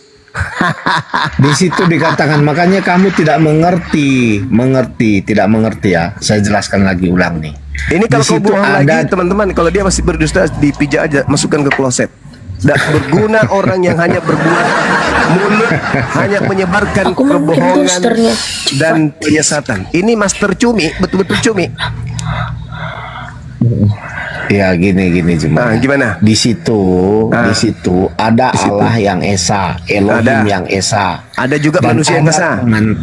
Oke, ada pengantara yang esa, ya kan? Ya. Pengantara ini siapa? Yesus Kristus. Berarti ada Bapak kan? Berdiri sendiri Bapak itu kan? Ya Bapak berdiri sendiri. Ah. Emangnya kenapa? Berarti dia Ahad. Dia Esa. Ya Pada dia saat- disebut Elohim yang esa, bukan Iya, Bapak disebut di situ loh. Elohim. pada saat Elohim itu Esa, ada nggak Yesus di situ? Ya Yesus juga kan Elohim sebenarnya kalau kita lihat Yohanes 1 ayat 1. Yesus berdiri sendiri. Dia juga Esa dalam pandangan orang Romawi. Yang Paulus Ketika kamu lihat ajarkan Yohanes 1 ayat 1 Esa juga Elohim. Makanya Yesus dikatakan juga Elohim. Bapak memiliki hidup, demikian juga Yesus diberikan hidup. Ada berapa yang hidup? Ada dua. Aduh. Kenapa? Makanya mereka itu dikatakan Sudah. bisa Masih ada dibedakan, teman-teman tidak yang mau dapat melayani beliau, dipisahkan. silakan. Saya menunggu yang lebih berkualitas. Kalau ini bukan kelas saya. Oh, memang. jadi kamu minta ampun sudah. Oke, saya turun aja kalau kamu minta ampun. terserah, Ya. silakan dengan bahasamu. Oke, Silakan. tapi gini pesan terakhir saya Silakan. cuma ya terakhir ya Silakan, pesan terakhir ya. silakan. Apa itu? Tolong jangan pernah menyebutkan bahwa Muhammad itu Allah yang perkasa. Kembali lagi. Bapak Kasihan deh lo. yang kekal, ya. Oke. Emang kau pikir Terima umat kasih, Islam itu? saya turun. Emang kamu pikir umat Islam itu seperti orang-orang Roma? Hah? Ketika Paulus datang kemudian di tengah-tengah mereka lantas mengatakan, Dewa Hermes telah turun ke bumi. Lalu kemudian imam Dewa Zeus datang membawa lembu dan mempersembahkan kepada dewa baru mereka, yaitu Dewa Hermes yang adalah Paulus. Pret! Kamu pikir umat Islam ketika saya mengatakan Nabi Muhammad itu adalah Allah perkasa, Allah yang kekal, mereka mengartikan kepada Allah Subhanahu wa taala? Tidak. Kenapa? Karena rujukan saya Yesaya. Di situ gelar doang kepada seorang manusia raja Yehuda bernama Hizkia. Yang salah kalau saya di masjid berceramah, Nabi Muhammad itu adalah Allah Subhanahu wa taala. Allah yang maha kekal. Itu salah. Koplak. Saya sedang menarasikan materi lintas agama, materi Islamologi dan Kristologi. Saya sajikan itu. Kenapa? Karena orang Kristen selalu menjadikan Yesaya 9 nomor 6 ini sebagai rujukan bahwa Yesus itu adalah Allah, untuk menipu umat Islam. Begitu. Orang Islam itu pintar-pintar, kecuali orang munafik yang memang benci sama Bang Suma, itu dipelintir tuh. Bang Suma menyamakan pret. Itu namanya dungu yang dibuat-buat. Kalau dia orang Islam, maka itu adalah dungu yang dibuat-buat oleh dia sendiri hanya karena dasar kebencian. Tapi kalau orang Kristen mengatakan itu karena kecemburuan. Kenapa? Karena Nabi Muhammad betul-betul perkasa, Nabi Muhammad benar-benar raja, ajarannya betul-betul kekal dan tidak bisa kemudian terganti dengan ajaran pagan yang lain. Sekali Al-Quran Alkitab kokoh sampai hari kiamat. Itu buktinya. Tetapi saya katakan di khutbah saya pada saat itu, tetapi itu bukan untuk Nabi Muhammad, dan itu juga bukan untuk Yesus, tetapi itu adalah untuk rajanya orang Yahudi yang bernama Hizkia, yang mampu kemudian mengusir kemudian pasukan dari Asyur, sama seperti Raja Gideon. Belajar dong, belajar. Jangan cuma mencari kelemahan, tapi Anda tidak akan menemukan kelemahan itu. Kenapa? Saya setiap berbicara berdasarkan data. Yang jadi masalah ini adalah kalau Anda oten bertentangan dengan data. Kenapa Anda bertentangan dengan data? Karena selama ini Anda menjadi oten bukan karena proses berpikir, tetapi karena dogma doktrin saja. Maka izinkan saya mengatakan pret bagi kalian yang tak berakal. Nah, itu dia. Demikian teman-teman, silakan. 25 Desember itu. Silakan, selamat pagi. Assalamualaikum. Waalaikumsalam. Oh, Muslim. Iya, mau nanya ke Bang Zuma, yang hari Jumat itu, ada Bang Zuma, Iya. yang hari Jumat tuh yang pas debat tuh, Bang Zuma sempat bilang tidak butuh saksi dalam tidak ada pembunuhan zaman Yesus tuh, maksudnya gimana Bang? Maksudnya gimana ini? Yang hari Jumat apa ya? Yang sebelum Jumatan, yang tidak butuh saksi dalam apa ya? Pas itu lupa narasinya. Ya, Yang mana itu, Bang? oh, lupa juga sih aku.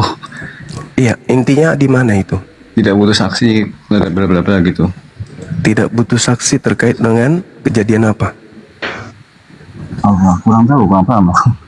Waduh. Kebenaran itu tidak butuh saksi untuk menjadi sebuah kebenaran. Itu betul. Ya, itu dikaitkan dengan apa itu? Ya, Apapun termasuk Al-Quranul Karim, kenabian Nabi Muhammad, kenabian Yesus, kenabian Nabi Isa alaihissalam. Tidak butuh saksi.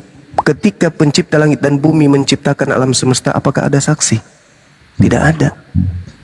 Apakah menjadi buyar penciptaan itu karena tak ada yang menyaksikan? Ya nggak buyar, tetap aja terjadi. Sama ketika seorang wanita ditiduri oleh seorang laki-laki, hamil dia. Apakah hamilnya gagal? Gegara tidak ada yang menjadi saksi dia digauli. Tetap aja terjadi. Jadi sebuah kebenaran tidak membutuhkan saksi untuk menjadikan kebenaran itu sebagai sebuah kebenaran. Tapi justru yang membutuhkan banyak saksi adalah sebuah kebohongan yang ingin dijadikan sebuah kebenaran. Maka dibuatlah kesaksian. Sayangnya kesaksian yang banyak itu adalah palsu semua.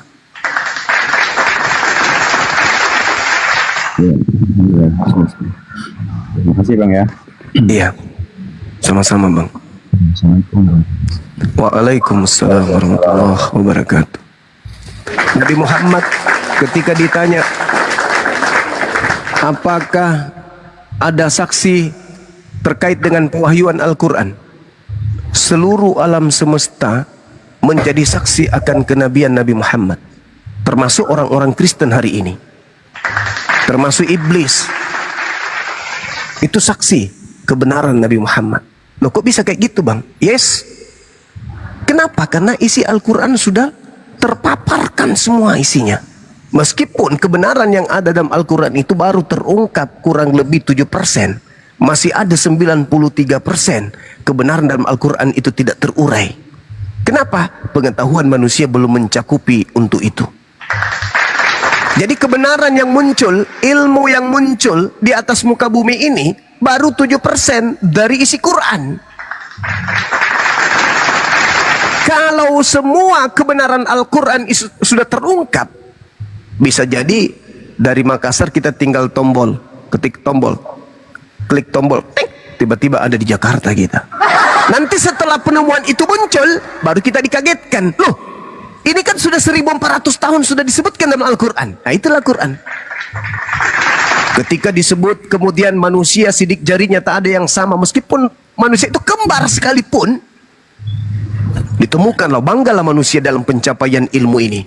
Wow, ternyata ilmu pengetahuan mengetahui tentang apa yang ada pada diri manusia, tentang sidik jari. Nah, artinya bahwa manusia bangga tuh.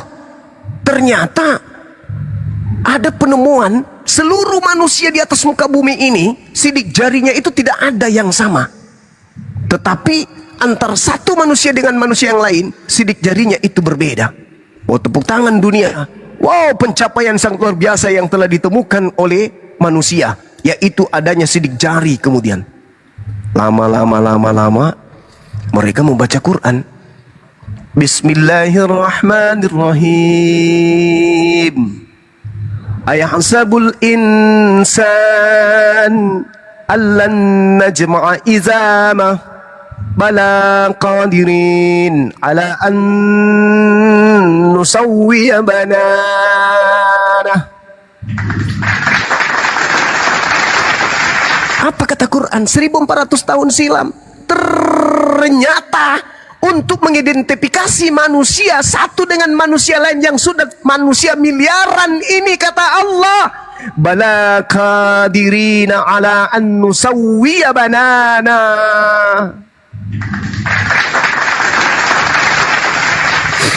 Allah sudah menyatakan itu 1400 tahun silam. Bahkan aku, kata Allah, mampu menyusun kembali jari jemarinya dengan sempurna. Kenapa harus jari jemari? Oh, ternyata untuk mengenal antara si fulan dengan si fulan, pembeda antara si fulan dengan si fulan dari sidik jarinya. Naudzubillah. Subhanallah. Maha suci Allah. Masya Allah. Masya Allah. Bangga mereka menemukan temuan itu. Ternyata Nabi Muhammad 1400 tahun silam sudah lebih dulu menemukan sidik jari. Baru 7% Al-Quran terungkap. 10 tahun kemudian terungkap lagi 2%. 50 tahun kemudian terungkap lagi 15%. Sampai seterusnya. Tapi anehnya, semakin Al-Quran terkuak kebenarannya, semakin hanyut kitab-kitab selain Al-Quran ditinggalkan zaman. Lekang, dimakan zaman, hancur hanyut di bawah zaman, ditinggal zaman. Langit-langit bertiang, tercengang-cengang tiang langit. Manusia kemudian dipancarkan seperti susu dan mengeras seperti keju. Harimau makan jerami, ular makan debu. Ada siang malam, tak ada matahari. Hanyut karena bukan kalamullah. Sedangkan Al-Quranul Karim baru beberapa persen yang ditemukan Al-Quran isinya itu. Nah, sedangkan mereka semuanya sudah dibocorkan oleh Al-Quran. Itu bukan kitabullah. Yang kitabullah itu hanya Al-Quran hari ini. Jadi kalau berbicara mengenai kesaksian, alam semesta menjadi saksi. Ilmu pengetahuan yang kemudian menemukan sidik jari menjadi saksi bahwa Nabi Muhammad tidak mungkin bukan Nabi. Kenapa? Al-Quran isinya ilmu pengetahuan. Jadi yang saya katakan Nabi Muhammad itu disaksikan oleh seluruh alam. Nabi Muhammad kenabiannya disaksikan oleh ilmu pengetahuan. Apa buktinya? Yang tadi. Maka seibarat kebenaran kenabian Nabi Muhammad itu sama dengan kebenaran seorang wanita yang hamil. Maksudnya gimana? Tidak perlu ada saksi melihat seorang laki-laki menggauli perempuan itu. Kita sudah bisa menarik kesimpulan wanita ini hamil karena sudah pernah digauli oleh seorang laki-laki. Yakin gak? Yakin. Hakul yakin. Hakul yakin. Kenapa? Dampaknya. Kita lihat dampaknya. Berarti tanpa melihat, hanya melihat dampak, maka manusia bisa yakin. Manusia berakal bisa yakin. Itulah yang diterangkan di dalam Al-Quranul Karim ketika orang ditanyai, umat Islam ditanyai, apa bukti Allah itu ada? Sanurihim ayatina fil afaqa. Cukup Allah memperlihatkan tanda-tanda di seluruh penjuru, maka orang berakal akan tahu bahwa Allah itu ada. Cukup tanda-tanda seorang wanita hamil dengan membesarnya perutnya, dengan melahirkannya seorang anak, itulah bukti bahwa dia habis digauli oleh seorang laki-laki. Dan ilmu ini hanya bisa sampai kepada orang yang menggunakan akal sehat. Apakah perlu saksi? Ini tidak hamil ini Pak, tidak hamil. Loh, perutnya sudah bunting begini 9 bulan kau bilang dah hamil. Iya, karena tak ada saksi melihat dia. Tidak ada saksi melihat dia digauli Pak. Di mana dia digauli, jam berapa, gayanya seperti apa. Waktu dia digauli, tidak ada Pak, nggak ada yang melihat, nggak ada. Pokoknya dia nggak hamil, titik. Kampret. Samalah itu orang-orang buta hari ini, summun bukmun umyun fahum la yarji'un. Orang yang melihat kebenaran Nabi Muhammad melalui Al-Quran lalu menolaknya, sama seperti orang gila yang menolak orang hamil 9 bulan dengan mengatakan dia tidak hamil karena aku tidak ngintip pada saat dia bikin anak. Jadi orang berakal akan menarik kesimpulan, ibu ini hamil, janin yang ada di dalam perutnya itu jenis kelamin laki-laki dan berat badannya 3, sekian kilogram. Itu Apakah Anda yakin dia pernah digauli? Yakin, Pak. Kamu hadir? Enggak hadir. Tapi kamu tahu kenapa? Dari mana kau tahu? Ya, dia yang hamil, dia yang dilihat kok. Dia yang kita dengar kok. Dia yang disentuh, kita sentuh kok. Yang hamil ini dia, perutnya membuncit. Nah, di USG kelihatan ada gerakan dalam tubuh, berarti ada pribadi baru dalam dirinya. Akibat daripada masuknya cairan putih berupa keju. Berupa keju. Mati dong dia, keluar jadi kaku. Jadi ketika dia diketahui hamil, maka kita menarik kesimpulan, wanita ini sekitar bulan ini telah digauli seorang laki-laki dan dipancarkan sperma masuk ke dalam rahimnya, lalu terjadi pembuahan, lalu 4 bulan kemudian, 3 bulan, 6 bulan, 7 bulan, 8 bulan dan seterusnya dia melahirkan seorang anak. Anak ini lahir di tengah-tengah kita sebagai bukti bahwa ibunya pernah digauli. Tanpa saksi tidak ada yang bisa menolak itu kalau waras. Tapi kalau orang gila, saya tidak percaya kalau ibunya anak ini pernah digauli. Saya nggak percaya loh. Ini sudah ada anaknya, tapi saya tidak jadi saksi waktu itu. Saya tidak ada saksi.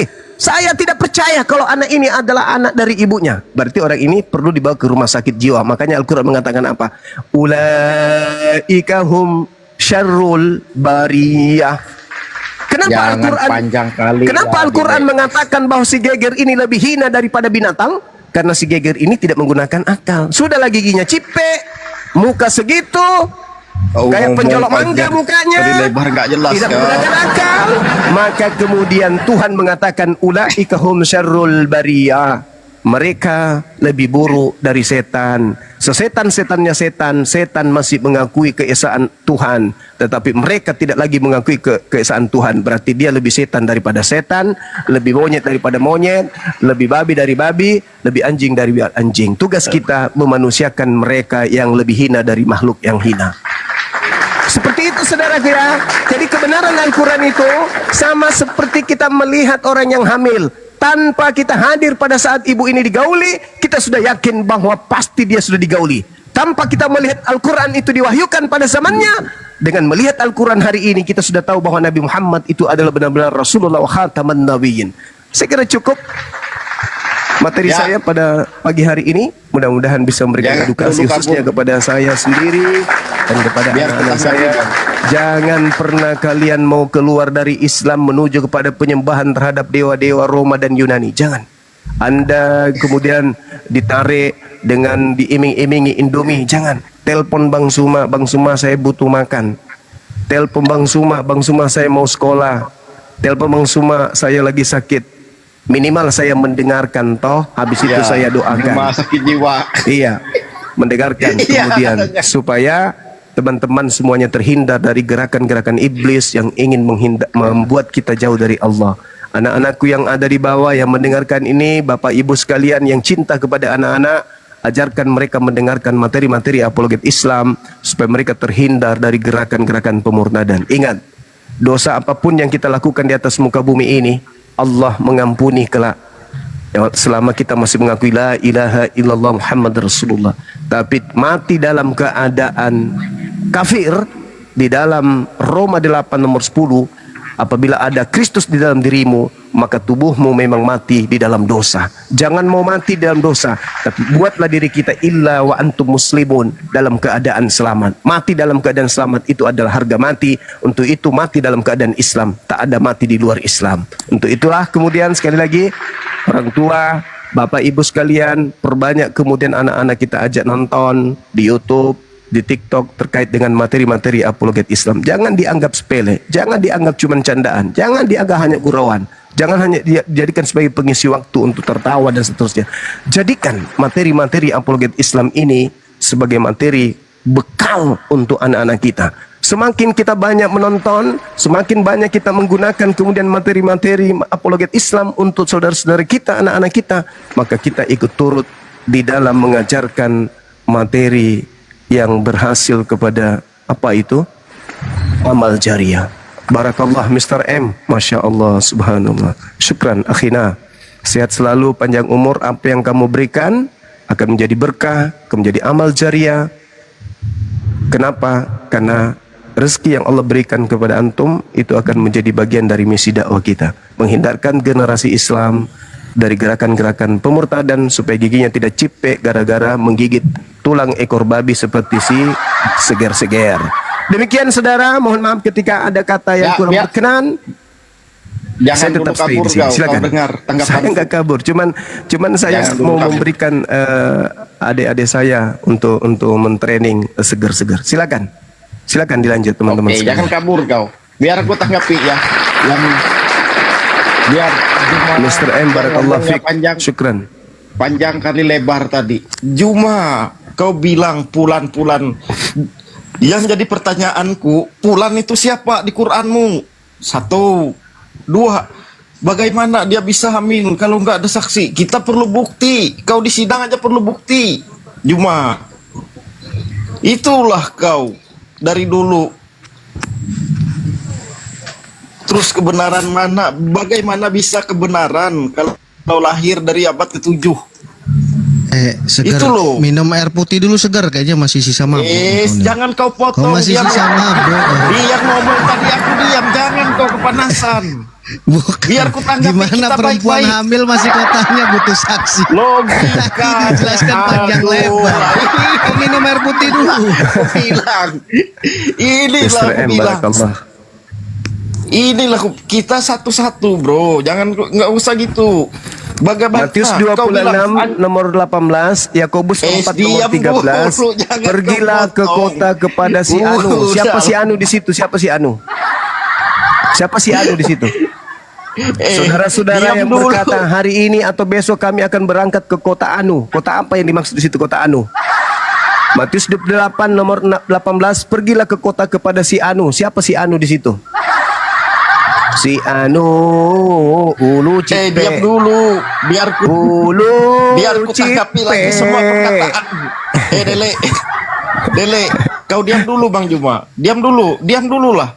Satu-satu kita. Nah, ku tanggapi. Seanjing-anjingnya orang Kristen lah. Tidak menikahi anak. Diam dulu. Ibarat kau bilang anjing. Masya Allah, Masya Seanjing-anjingnya, Allah. tapi tidak menikahi anak anjing. Perkembangan, Beda dengan Nabi Nuh, menikah perkembangan sama yang bocil begitu umur 6 signifikan.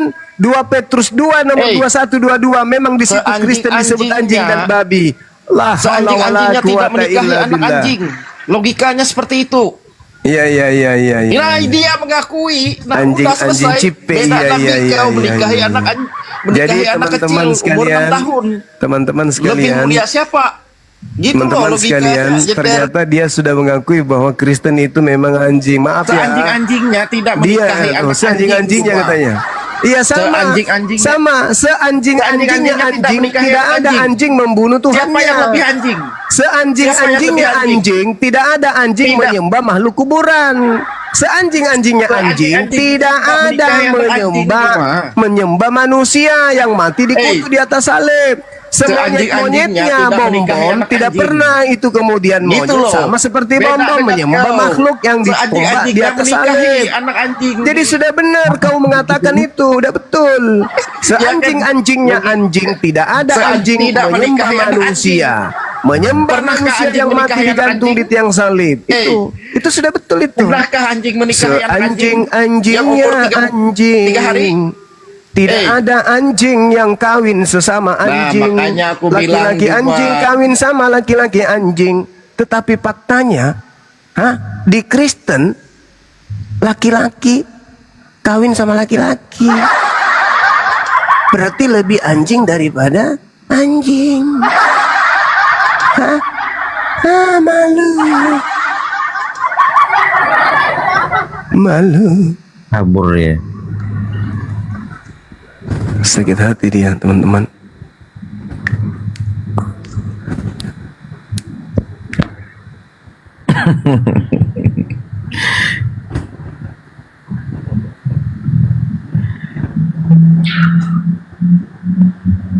Ayo naik lagi. Ten. Kirain saya di kick ditombak dari bawah, enggak ya? Enggak, Bang. Alhamdulillah. Pakai timer itu. Biar tenang sih, seger-seger.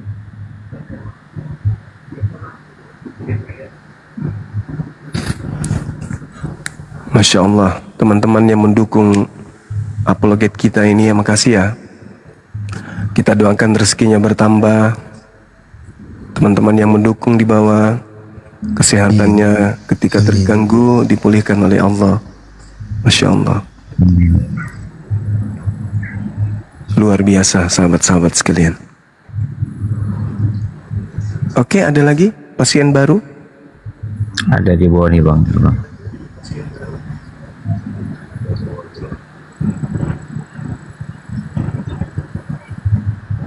Bang Ferry. Teman-teman di YouTube, Masya Allah, terima kasih ya.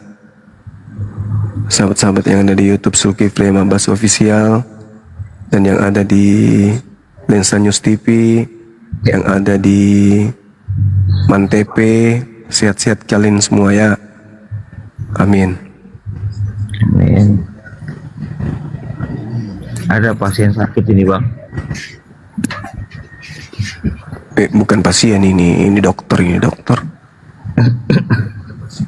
Ya dokter ini dek, yang suntik dirinya sendiri. Cairan infus dia minum sendiri, nggak dikasih kepada pasien. Setiap kemudian apoteker drop obat dia sendiri yang konsumsi, tapi nggak sembuh-sembuh.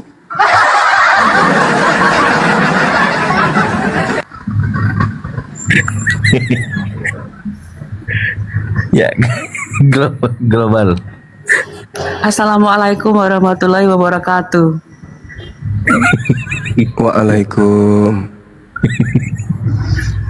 Sebenarnya saya suka banget ya dengar dakwahnya Bang Juma, ini keren banget, luar biasa. Tapi saya pikir Bang Juma perlu mandi dulu, perlu gosok gigi. Saya aja udah mandi. Sudah minum cairan infus? Begini, Bang Juma kan bilang saya suntik-suntik sendiri. Ya mungkin itu benar, tapi Ya itu benar. tapi saya udah mandi nih, saya udah mandi, udah gosok gigi. Terus yang jadi pasien ini siapa? Biasanya yang pasien itu Loh, mandi itu saya tidak harus mengatakan disuruh. Anda pasien, saya bilang Anda itu dokter. Dokter Anda itu bangga dong. Dokter Oh yang iya, tidak iya memiliki benar-benar. Bang pasien. Juma benar. Karena Bang Juma kenapa? benar kalau bilang aku dokter. Obat-obatannya diminum sendiri, disuntik sendiri, tapi nggak sembuh. Iya iya. Itu maksudnya, gitu dong, diakui dong. Iya iya benar-benar. Bang Juma pinter deh. Oh iya dong. Bang Juma ini keren banget, pinter, cerdas. Heeh. Cairan infusnya sudah diminum. Lama-lama aku bisa jatuh cinta sama Bang Juma ini.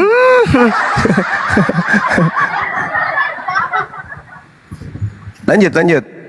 Dinda. Lilo, silakan.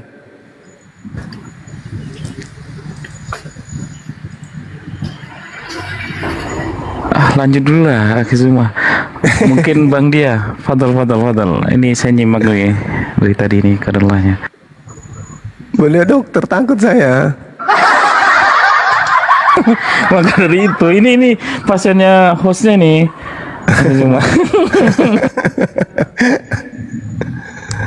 Allahu Akbar.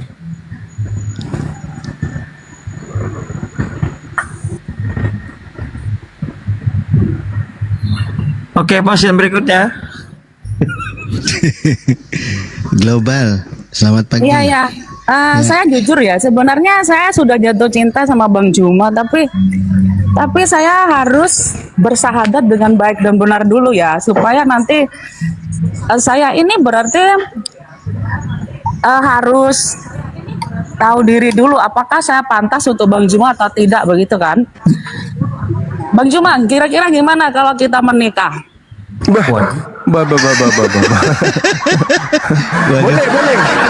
Boleh. Bang Zuma pagi-pagi dilamar cewek loh. Boleh, tapi tunggu saya lolos polwan dulu. Setelah saya lolos polwan baru kita nikah, biar ada masa depan kan gitu. Tahun depan saya rencana daftar polwan, mudah-mudahan lulus sih. Kalau lulus baru kita nikah. Nah, gitu. Nanti Soalnya nikah. Bang Juma kan bilang katanya saya suntik sendiri kan. Jadi saya pengen Bang Juma jadi dokter cinta saya dan suntik saya. Mama masalah generasi. Adakah sahabat Pratin ngomong dong, ngomong kok dari tadi diam. Berarti Tidur ya.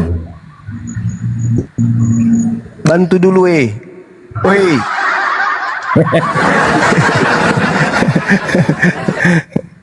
Oh kodong. Ada yang bertanya di bawah, kok polwan? Ngerti aja lah.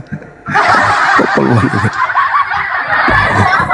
Saudaraku, saya ingin sampaikan ya. Sekarang saya jujur aja, saya pengen nikah dengan Bang Juma. Jadi saya pengen disuntik Bang Juma ya. Oh mama Ya kan? Ya kan? Supaya saya sembuh. Ya kan? Masalah generasi. Nanti kan dikasih obat sama Bang Juma. Dikasih obat, disuntik. Nanti sembuh. Tadi malam mimpi apa bang? Bang Zuma. Tahu ini. Mimpi korban bakaran mungkin Akhi Zuma nih. Bang Zuma. Udah ya. Yang penting saya tahu ya sekarang ya. Saya udah cinta sama Bang Juma, pengen nikah sama Bang Juma, pengen disuntik, pengen dikasih obat. Udah dulu ya.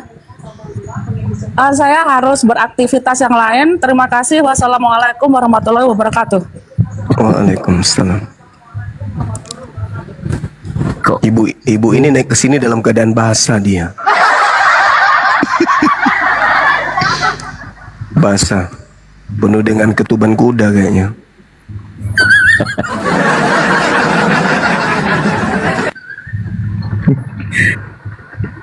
Ya, Bang Miftah. Ketuban kuda warna apa tuh bang?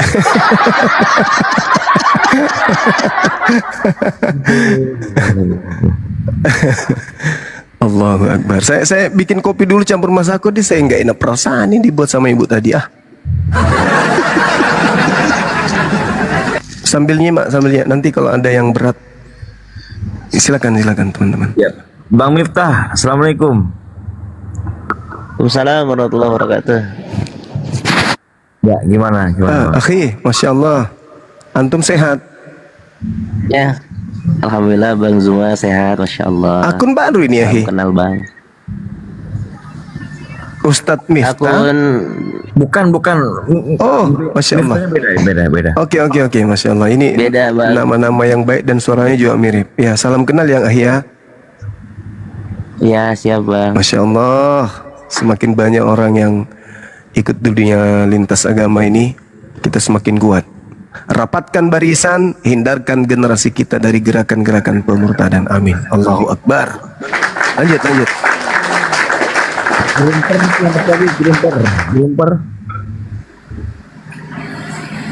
Gerumper.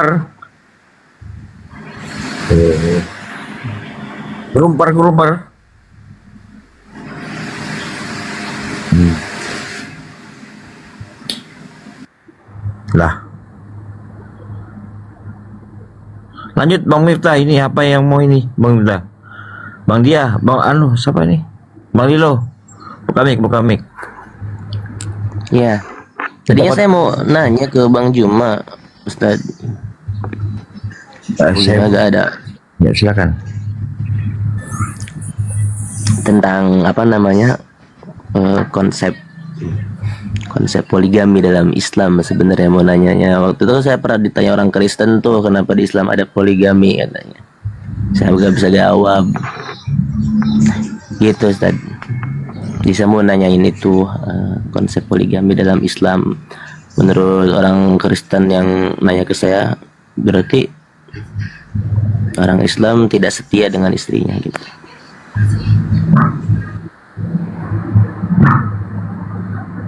Ya, Bang Zuma standby. Bang Lilo. Iya. Silakan Bang Lilo. Iya, baik. Jadi kalau berbicara mengenai konsep poligami, Islam datang, baginda Rasulullah Muhammad SAW datang di atas muka bumi ini bukan mengajarkan poligami. Dalam arti kata, bukan beliau yang mengajarkan tentang poligami ini, tetapi beliau mengatur tentang poligami. Kenapa? Karena poligami itu adalah ajaran yang dianut oleh kaum terdahulu. Kita kenal nabi-nabi di dalam Bible, ada yang istrinya kemudian 600-an, gondiknya 300-an. Jadi tak ada batasan nikah di ajaran sebelum Islam, Itu nggak ada. Pertemukan saya dengan seorang Kristen yang bisa menunjukkan di dalam kitab mereka cukup satu istri, itu nggak ada. Perintah cukup satu istri itu hanya ada di Islam. Fawahidah. Allah ta'adilu fawahidah. Hanya di Islam yang mengajarkan cukup satu istri. Tidak ada di agama lain. Yesus di dalam Lukas 18 nomor 29 nomor 30 apa kata Yesus? Barang siapa yang menjadi pengikutku, meninggalkan istrinya untuk menjadi pengikutku, kata Yesus, maka dia memperoleh berlipat kali ganda saat ini juga. Kalau meninggalkan satu istri, ya kalau dia tinggalkan dua istri, begitu menjadi pengikut Yesus, maka mendapat kali ganda. Itu ajaran Yesus tuh. Dan tidak ada Yesus pernah membatasi cukup satu istri. Tidak ada Nabi Musa mengucapkan cukup satu istri. Itu nggak ada. Daud tidak pernah mengajarkan itu. Bahkan Daud kalau kita baca sejarahnya di dalam Bible, na'udzubillah summa na'udzubillah, sungguh benar Al-Quran bahwa setiap putusan yang datang kepada mereka selalu diolok-olok. Daud, seorang nabi yang mulia, diceritakan di kitab mereka, mengintip istri orang mandi, dan dia adalah kakeknya Yesus. Di Roma 1 nomor 3, Yesus itu berasal dari sperma Daud. Berasal dari sperma Daud. Dan Daud ini kalau kita lihat ceritanya, dia ngintip bini orang, Urea, istri Urea mandi namanya Berseba. Lalu kemudian mohon maaf digauli bini orang, habis itu dikawini dan seterusnya. Nah, apakah itu mengatur tentang jumlah istri? Tidak. Bahkan di dalam Bilangan 31 nomor 17-18 jelas sekali kok di situ. Ambillah semua wanita yang masih perawan untukmu. Ya kalau wanitanya di situ ada 1000, satu karung, satu gudang, ambil untukmu. Itu dalil. Di surga bagaimana? Di surga di Matius 19 nomor 29 dalam original teksnya, Yesus menjanjikan 100 kali lipat istri. Ya, jadi kalau kita dijanji 72, Yesus 100. Ini. Jadi kembali kepada tentang poligami. Orang Islam dikasih solusi untuk berpoligami. Kenapa? Karena hasrat laki-laki itu adalah wanita. Jatuh cinta kepada wanita. Melihat wanita cantik pasti tertarik. Munafik kalau tidak. Munafik kalau tidak. Saya aja sendiri jujur. Saya punya istri. Ketika saya keluar, ada penerimaan karyawan baru. Yang ada dalam benak kita, mana di antara karyawan baru ini yang paling cantik? Meskipun hanya sekedar menghibur diri. Mana yang cantik? Oh, ini anak ini cantik. Kadang sebagai pimpinan saya panggil. Adik dari mana? Lulusan mana? Tinggal di mana? Dari suku apa? Hanya sekedar tahu.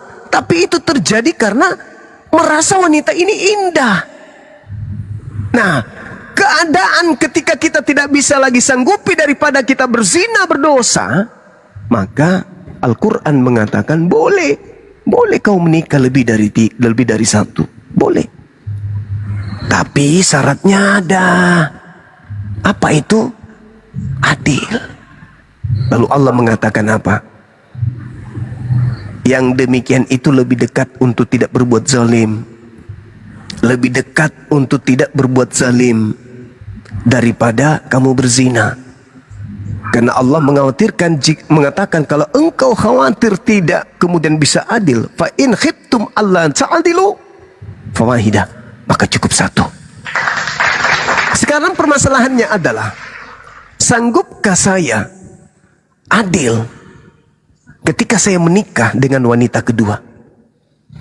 Saya menikah dengan wanita kedua. Istri saya ngapain saat saya malam pertama? Ngapain istri saya? Bahagia? Seperti bahagianya istri kedua sekarang yang malam pertama denganku? Atau dia merundung duka? Dia bersedih, kecewa, terpukul, tersakiti, menangis, merintih. Apakah itu terjadi? Terjadi. Apakah itu adil? Tidak adil. Lalu, ya jangan. Karena poligami itu hanya bisa dilakukan kalau kita bisa adil. Wanita yang diduakan merasa adil nggak? Tidak. Kalau begitu, jangan kau lakukan. Terus kenapa dikasih ruang? Sama seperti haramnya babi. Itu solusi daripada mendatangkan dosa yang jauh lebih besar. Maka kata Allah, zalika adna alla ta'ulu. Yang demikian itu lebih dekat untuk tidak berbuat zalim.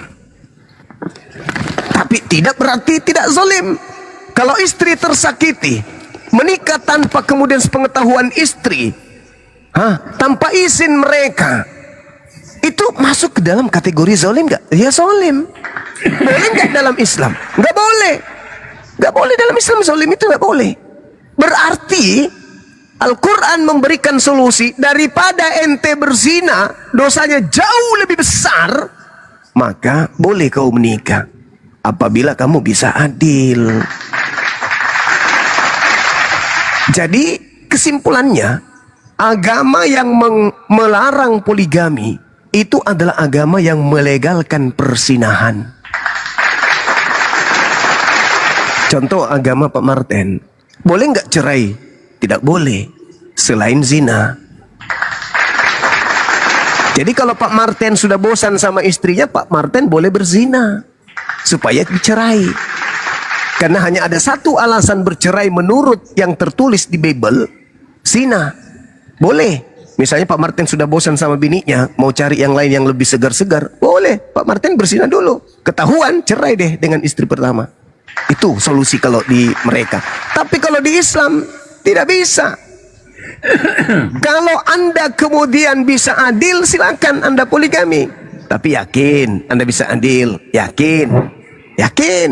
Kalau yakin, silakan. Yakin pada malam pertama dengan istri kedua, istri pertama juga lagi bahagia. Yakin. Tidak yakin, maka poligami yang diizinkan adalah ketika istri yang sedang mencarikan kita bini. Apa alasannya istri mencarikan kita bini? Pertama, mungkin dia sakit. Kedua, mungkin ingin berbagi. Ketiga, mungkin dia lebih mencintai Allah daripada suaminya. Karena mencintai Allah di atas segala-galanya, itulah wanita soleha. Kamu cinta kepada suami. Saya punya istri, wallahi. Waktu saya masih dinas di kota Parepare waktu itu, saya bilang gini, ibu, ponaan daripada jenderal dari Kapolda, Andi Burhanuddin, ada loh ditugaskan di Parepare sekarang. Terus, bukannya abah pernah dijodohin sama orang tua, sama mereka? Iya sih. Ya, kalau abah memang mau menikah, silakan. Biar. Tapi saya yang bicara sama wanitanya, kata dia gitu. Artinya apa? Kutanya, kenapa bisa begitu, ibu? Apa katanya? Aku sangat sayang abah, tapi aku lebih cinta Tuhanku daripada abah. Aku yang menangis, dia yang tersenyum. Maka wanita ini begitu mulia, aku peluk. Lantas aku katakan sama beliau, aku tidak akan pernah menduakan engkau, kau wanita sempurna. Itu baru dibilang wanita soleha. Bukan saya memuji almarhum, bukan saya memuji, tapi itu kenyataan yang saya alami. Dia mengatakan, saya lebih mencintai Allah, secita-cintanya aku samamu. Aku lebih cinta kepada Tuhanku. Dan saya memang buktikan bagaimana ibadahnya, bagaimana dia dalam hidupnya. Saya buktikan. Manusia yang saya kenal yang tidak memiliki HP, yang tidak memiliki sosmed, beliau. Yang tidak pernah ke tetangga bercerita sesuatu yang tidak penting, beliau. Itu, saya tanya, kenapa bisa kayak gitu, ibu? Apa katanya? Aku cinta abah, tapi aku lebih cinta kepada Rabbku. Wow, keren. Kenapa Bang Suma sudah 4 tahun ini belum memilih istri lagi? Saya masih mencari yang sama seperti beliau. Ya, mana tahu anaknya Pak Martin bisa seperti itu. Bisa jadi mertua saya Pak Martin ini. Jadi begitu, sahabatku, saudaraku. Dalam Islam itu perintahnya pewahidah cukup satu. Dan ini tidak ditemukan dalam agama Kristen. Cukup satu istri itu nggak ada dalilnya. Tidak ada dalilnya dalam Kristen, cukup satu istri itu nggak ada. Tidak ada satupun dalil yang ditujukan kepada orang-orang Kristen, orang jemaat Kristen, itu tak ada. Kecuali kepada pendeta atau guru mereka. Itu boleh. Selama dia menjadi guru, boleh satu istri. Tapi kalau sudah tidak jadi guru, boleh dia liar. Mendapatkan banyak istri, 1000 istri pun boleh dalam Kristen. Tidak ada dalil yang mengatakan cukup satu istri hanya ada di Al-Quran. Fawahidah, maka cukup satu. Kalau tidak bisa andil. Itu fakta, itu real. Maka sungguh berat kemudian poligami itu. Berat sekali. Berat sekali. Ketika ada niatan kita untuk berpoligami, maka yang perlu kita dudukkan perkaranya adalah wanita kita, istri kita didudukkan dulu. Ibu, saya mau menikah. Sakit nggak hatinya? Enggak. Buktikan dulu. Apakah betul dia nggak sakit-sakit? Kalau dia ibadahnya bagus, selalu menangis di tengah malam, yakin dia tidak akan sakit. Karena dunia baginya hanyalah untaian pelengkap kehidupan. Misi utamanya adalah akhirat. Apa kata istri saya waktu itu? Kita punya dua rumah. Rumah yang ada di bumi dan rumah yang ada di akhirat. Dan kita harus lebih mempercantik dunia kita yang di akhirat daripada rumah yang akan kita tinggalkan. Itu nasihatnya kepada anak-anak. Kepada anak-anak beliau masih kecil udah dinasihatin. Rumah kita bukan di sini, rumah kita di surga. Rumah yang indah di surga, rumah di bumi hanya sekedar tempat tumpangan sementara. Ayo adik nyanyi yuk sama-sama yuk. Dunia sementara, akhirat selamanya. Rumah di bumi sementara, rumah akhirat selamanya. Rumah yang dipercantik yang di akhirat, bukan rumah yang di bumi. Itu nyanyian-nyanyian yang sering kali dinyanyikan kepada anaknya ketika di ayun. Nah, ini jadi Islam itu mengajarkan poligami supaya tidak berzina. Kalau ada agama yang melarang kemudian umatnya poligami, berarti agama itu melegalkan persinahan. Contoh, ketika kemudian Pak Martin keluar dari rumah, lalu dia masuk ke kantor. Di kantornya ada stafnya cantik. Stafnya ini kedip mata sama dia. Hari pertama Pak Martin tidak tergoda. Hari kedua tidak tergoda. Hari ketiga tidak tergoda. Hari keempat sudah mulai mampir di apotik beli kondom. Karena wanitanya juga mau. Wanitanya juga mau, dia juga sudah kebelat. Istri di rumah sudah mulai batuk-batuk, sudah nggak bisa ngangkang dengan cantik. Standar 1, standar 2 nggak bisa lagi. Ada yang segar-segar di luar. Apa yang terjadi? Yesus kan sudah menebus dosa kita. Yang penting percaya Yesus.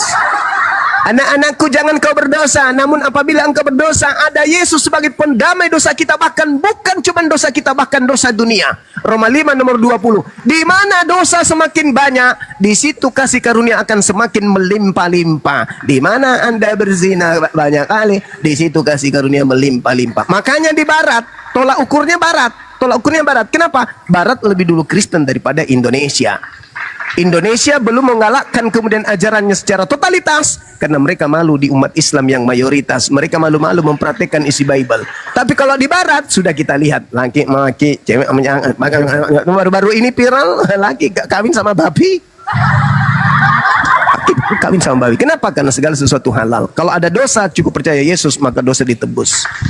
Nah ini, jadi Pak Martin bisa melakukan itu. Kenapa? Yang penting di rumah satu istri. Tapi ini si Ucok ketika dia panas di kantor, melihat juga ada juga kawah yang lagi kepanasan juga, ya tabrak. Habis itu pulang cukup satu istri. Boleh nggak menikah? Nggak boleh. Lalu apa solusinya? Ketepak, ketepuk. Dadah, makasih ya sayang. Iya, Om. Besok lagi ya Om. Iya. Pulang satu istri. Mama, suamiku yang ganteng yang tidak menduakan aku dengan istri baru. Tetapi si Ucok dibagi-bagi di mana-mana. Kalau di Islam nggak boleh. Fawahidah, cukup satu. Boleh nggak berzina? Nggak boleh. Lalu bagaimana dengan kadarnya laki-laki yang cinta kepada banyak wanita, yang suka kepada wanita?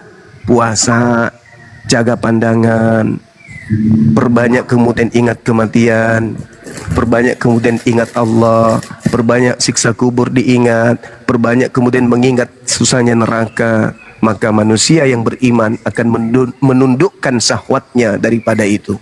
Berbeda dengan mereka, sudah dijamin surga, sudah mendapatkan jaminan. Kamu bukan lagi hamba, tapi kamu adalah pewaris surga.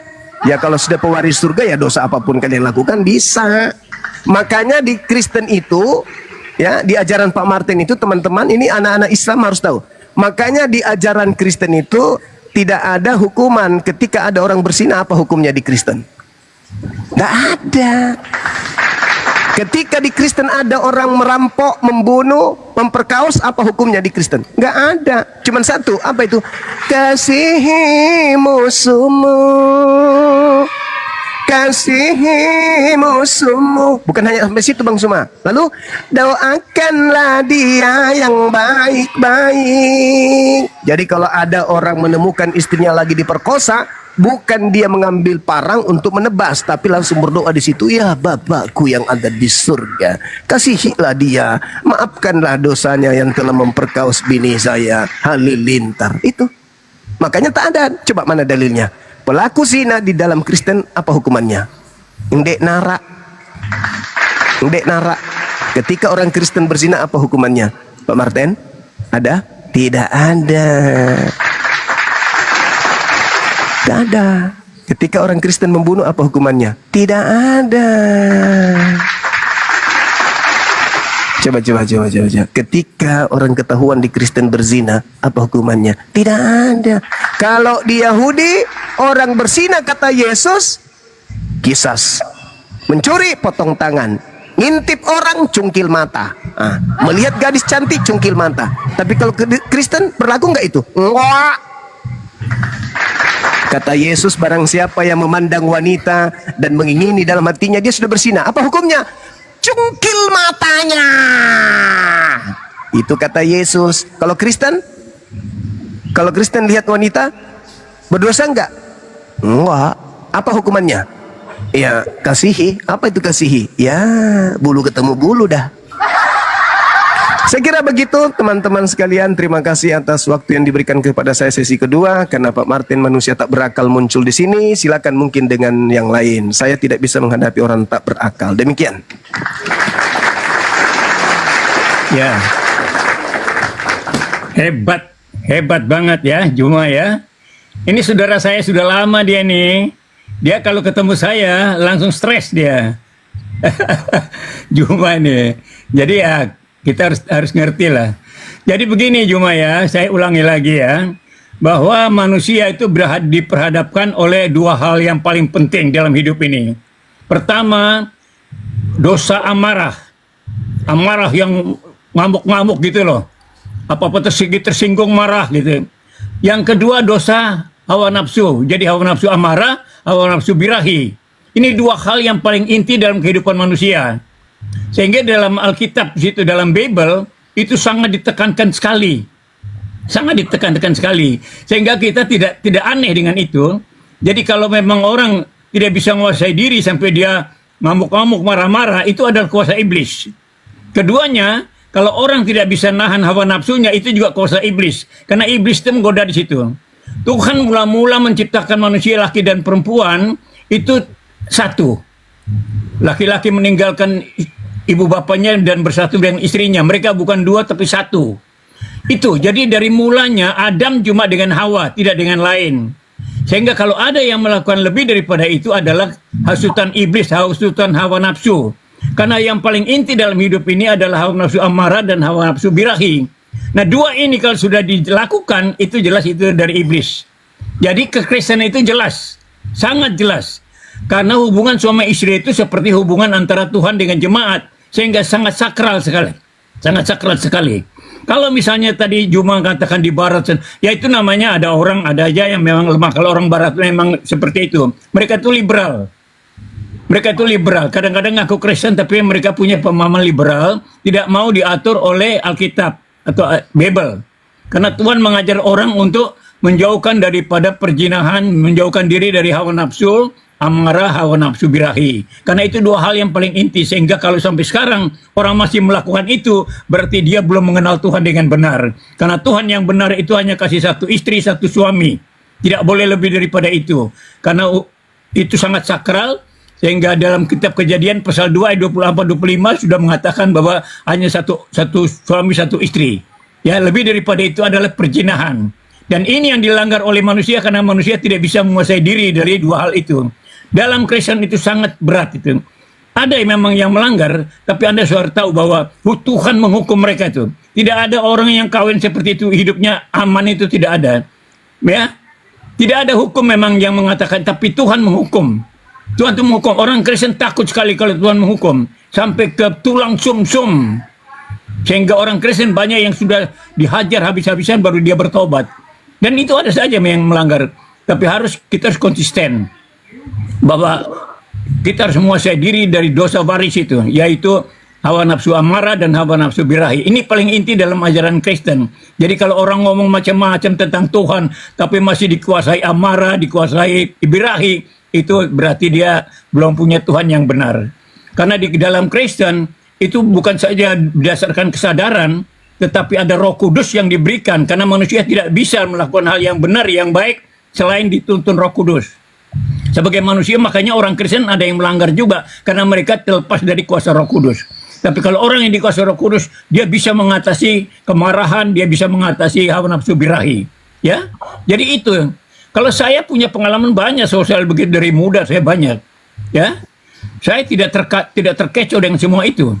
Saya tidak terkecoh dengan perempuan segala macam, saya tidak terkecoh. Walaupun dalam keinginan hati itu kadang-kadang ada memang, tetapi iman saya melarang itu dan saya tidak berani sampai sekarang ini. Sampai saya setua ini tidak pernah terpengaruh apapun gitu soal-soal begitu. Termasuk amarah. Juma ini sering caci maki saya, ya, tapi saya tidak marah sama dia karena saya tahu dia tidak mengerti apa-apa. Juma ini kan orang yang dikuasai oleh kuasa dunia ini, hawa nafsu amarah, makanya dia lebih pakai power. Dia menunjukkan powernya untuk bisa mengalahkan orang. Lalu bahasa-bahasanya yang kasar-kasar. Itu semua itu dosa. Itu yang tidak boleh dilakukan orang Kristen. Makanya saya kalau ketemu Juma, saya sayang dia. Saya kasihan. Karena dia saudara saya juga begitu. Hanya saya sayangkan dia tidak bisa menguasai diri dari hawa nafsu birahi, Pak hawa Martin nafsu amarah. nanya, Kalau Nabi Yakub itu istrinya 4 itu berzina, Pak ya?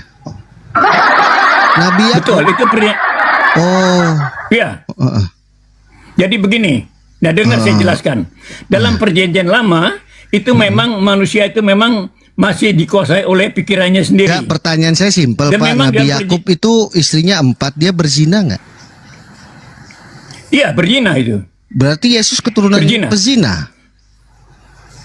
Kan Yesus keturunan Yakub ya? Kalau dari manusia. Kalau manusia. Iya, oke, manusia. baik, Pak. Jadi begini. Begini. Dengar dulu. Dalam perjanjian lama, itu memang manusia belum bisa menguasai dirinya. Dalam perjanjian lama banyak kesalahan-kesalahan karena belum ada Roh Kudus. Roh Kudus itu hanya pada raja, imam, dan nabi. Sedangkan umat belum. Sehingga dengan keadaan orang Israel seperti itu, mereka memang melakukan apa sesuai dengan keinginan hatinya yang masih ada dosa waris itu. Makanya dalam perjanjian baru itu dilarang sama sekali. Yakub itu nabi loh, Pak, bukan umat loh. Yakub itu nabi. Betul. Jadi nabi itu manusia berdosa, dari manusia berdosa juga. Nabi manusia berdosa. Nabi itu Iya. Agak bingung. Jadi nabi-nabi yang tercatat di perjanjian lama itu nabi-nabi berdosa semua, Pak ya? Nabi-nabi berasal dari manusia berdosa. Nabi berasal dari manusia. Itu nabi yang ngangkat siapa, Pak? Tuhan salah pilih berarti. Tidak. Gimana katanya manusia berdosa tadi? Aduh, saya agak pusing. Iya, jelasin semua. Dengar. Makanya ini ajaran Kristen. Semua manusia sudah berdosa. Sejak jatuh Adam dan Hawa itu semua manusia berdosa. Yang saya tanya Nabi nih, Pak. Bapak bilang tadi ya, orang-orang yang memiliki istri lebih dari satu itu dosa zina, Bapak bilang. Ada nafsu amarah. Iya. Banyak nabi, bahkan nabi-nabi di dalam perjanjian lama itu istrinya lebih dari satu. Abraham, Yakub, Daud, Salomo. Itu semua berzina. Betul. Dan itu semua nenek moyangnya Zina Yesus itu. loh. Iya. Jadi Yesus datang itu dia dari surga, dia datang untuk membedakan dengan manusia-manusia, semua manusia termasuk nabi, utusan-utusan itu sebagai orang berdosa. Jadi supaya Anda tahu dalam kekristenan itu mengajarkan bahwa semua manusia sudah berdosa. Kalau sehingga dalam ajaran hatinya selalu melawan Tuhan. Oke, kalau dalam ajaran Pak Martinale ya, Pak Martin ini asalnya dari mana? Maksudnya asal apa? Asal dari suku. Ya kalau Yesus kan asalnya dari surga. Iya kan? Kalau Pak Martinale ini asalnya dari mana? Saya berasal dari dunia ini, dari orang berdosa. Bukan ciptaan Tuhan. Saya dilahirkan oleh orang tua saya. Bukan ciptaan Tuhan, Pak Martin ini. Yang diciptakan itu Adam dan Hawa. Yang diciptakan dari debu dan tanah itu Adam dan Hawa. Oh, yang diciptakan Saya cuma dihadirkan Adam dan oleh orang Hawa. tua saya. Sedangkan Pak Martin yang ciptakan siapa? Saya tidak diciptakan, saya dilahirkan. Beda diciptakan dengan dilahirkan. Bapak nggak diciptakan. Aduh, pusing juga ini. Jadi Bapak ini hanya proses manusiawi ya. Jadi bapaknya Pak Martin Iya, dengan ibunya Pak betul. Martin berbuat, lalu lahirlah Bapak. Betul. Betul. Tidak ada yang menciptakan Pak Iya. Martin ya. Loh, menciptakan Adam dan Hawa. Iya, Pak Yang Martin ini tidak ada. menciptakan kalau saya ini lahir dari orang tua saya. Jadi Anda pakai istilah-istilah yang harus tepat juga. Iya, Apa makanya Anda saya diciptakan? tanya. Makanya saya tanya dengan pasti, Ya Pak itu. Martin ini ada yang menciptakan nggak? Tidak. Tidak ada. Saya itu lahir dari orang tua saya. Oke. Cuma jadi waktu malam-malam tanpa direncanakan ini kan ada perbuatan orang tua, lahirlah Pak Martin. Tuhan tidak merencanakan Pak Martin berarti ya? Manusia itu memang sudah prosesnya seperti itu. Lo bukan, saya tanya. Jadi Anda jangan. Saya tanya, Tuhan Iya, punya proses rencana manusia. nggak terhadap Pak Martin? Loh, itu rencana manusia. Naluri Saya manusia. tanya karena gini, Naluri manusia. orang Kristen sering bilang Tuhan punya rencana yang indah untuk hidup kita. Itu betul nggak? Orang Kristen sering bilang gitu loh. Iya, betul. Berarti Tuhan Betul. punya rencana Setelah terhadap kita- Pak Martin. Jadi saya dari manusia duniawi. Sebentar Pak ya, Martin, masih kita yang uruti berdosa ini. pelan-pelan.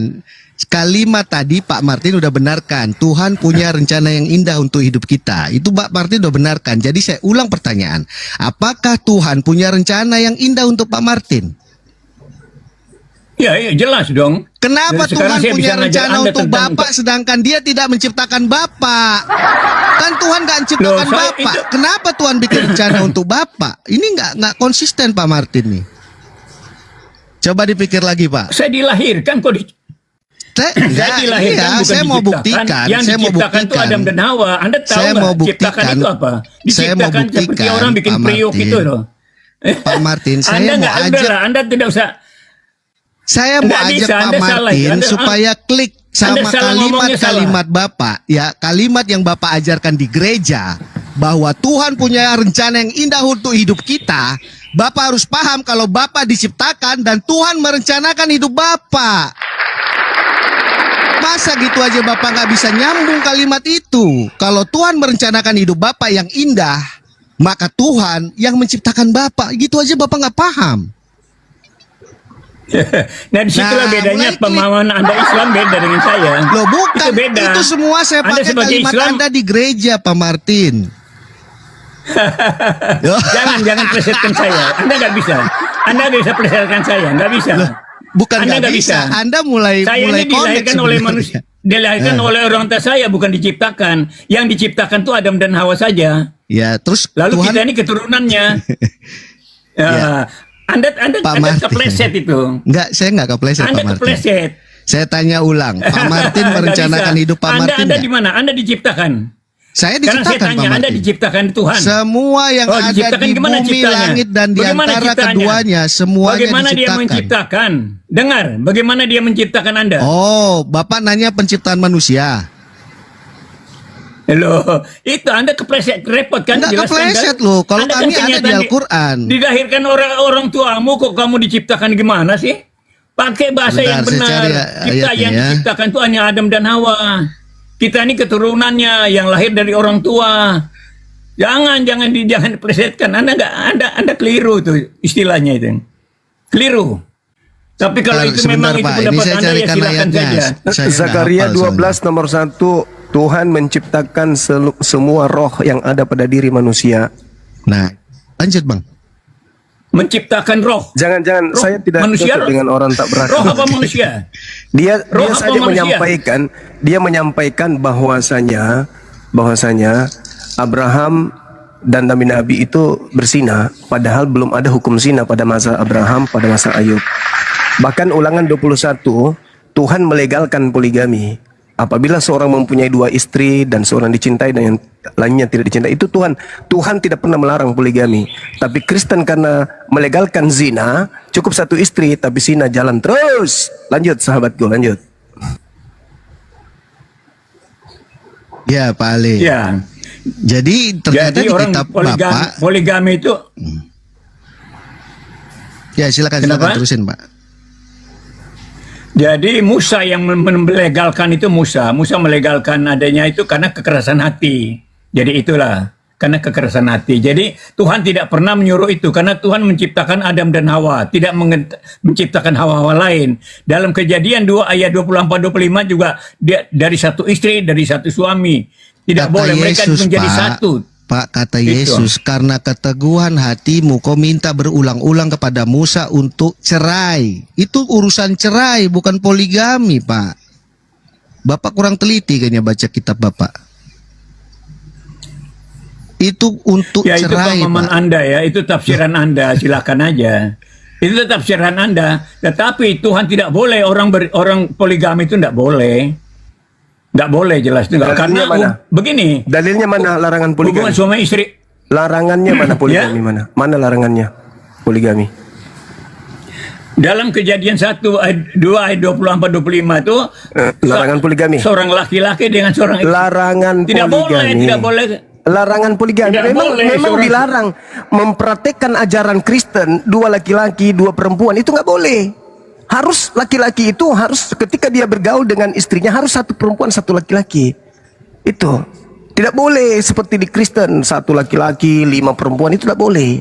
Tidak boleh begitu. Dan ingat Pak Martin, tapi bagaimana mau ingat? Anda tidak berakal. Ingat, Paulus mengatakan dalam Efesus 2 nomor 15, semua yang ada dalam hukum Tuhan itu sudah dibatalkan dengan matinya Kristus di atas tiang salib. Jadi jangan kau jilat-jilat lagi perjanjian lama kitab Yahudi, jangan. Makanya saya katakan tadi di Kristen itu tidak ada larangan kemudian sesuai dengan apa yang tertuang di dalam kitabnya orang Yahudi. Jangan Anda masuk di Ulangan, di Kejadian, jangan, itu kitabnya Yahudi. Dan kata Paulus pendiri agamamu di Efesus 2:15, dengan matinya Yesus, dia telah membatalkan hukum Tuhan beserta segala apapun yang tertulis di dalamnya. Itu, pahami itu dulu. Jangan Anda menipu aja itu ajaran Yahudi, kucluk. Kau itu Kristen, agama baru yang dibentuk oleh orang Roma dan Yunani. Harus berlandaskan ajaranmu. Kalaupun ada larangan berzina di dalam agamamu, itu larangannya Paulus, bukan larangannya Tuhan.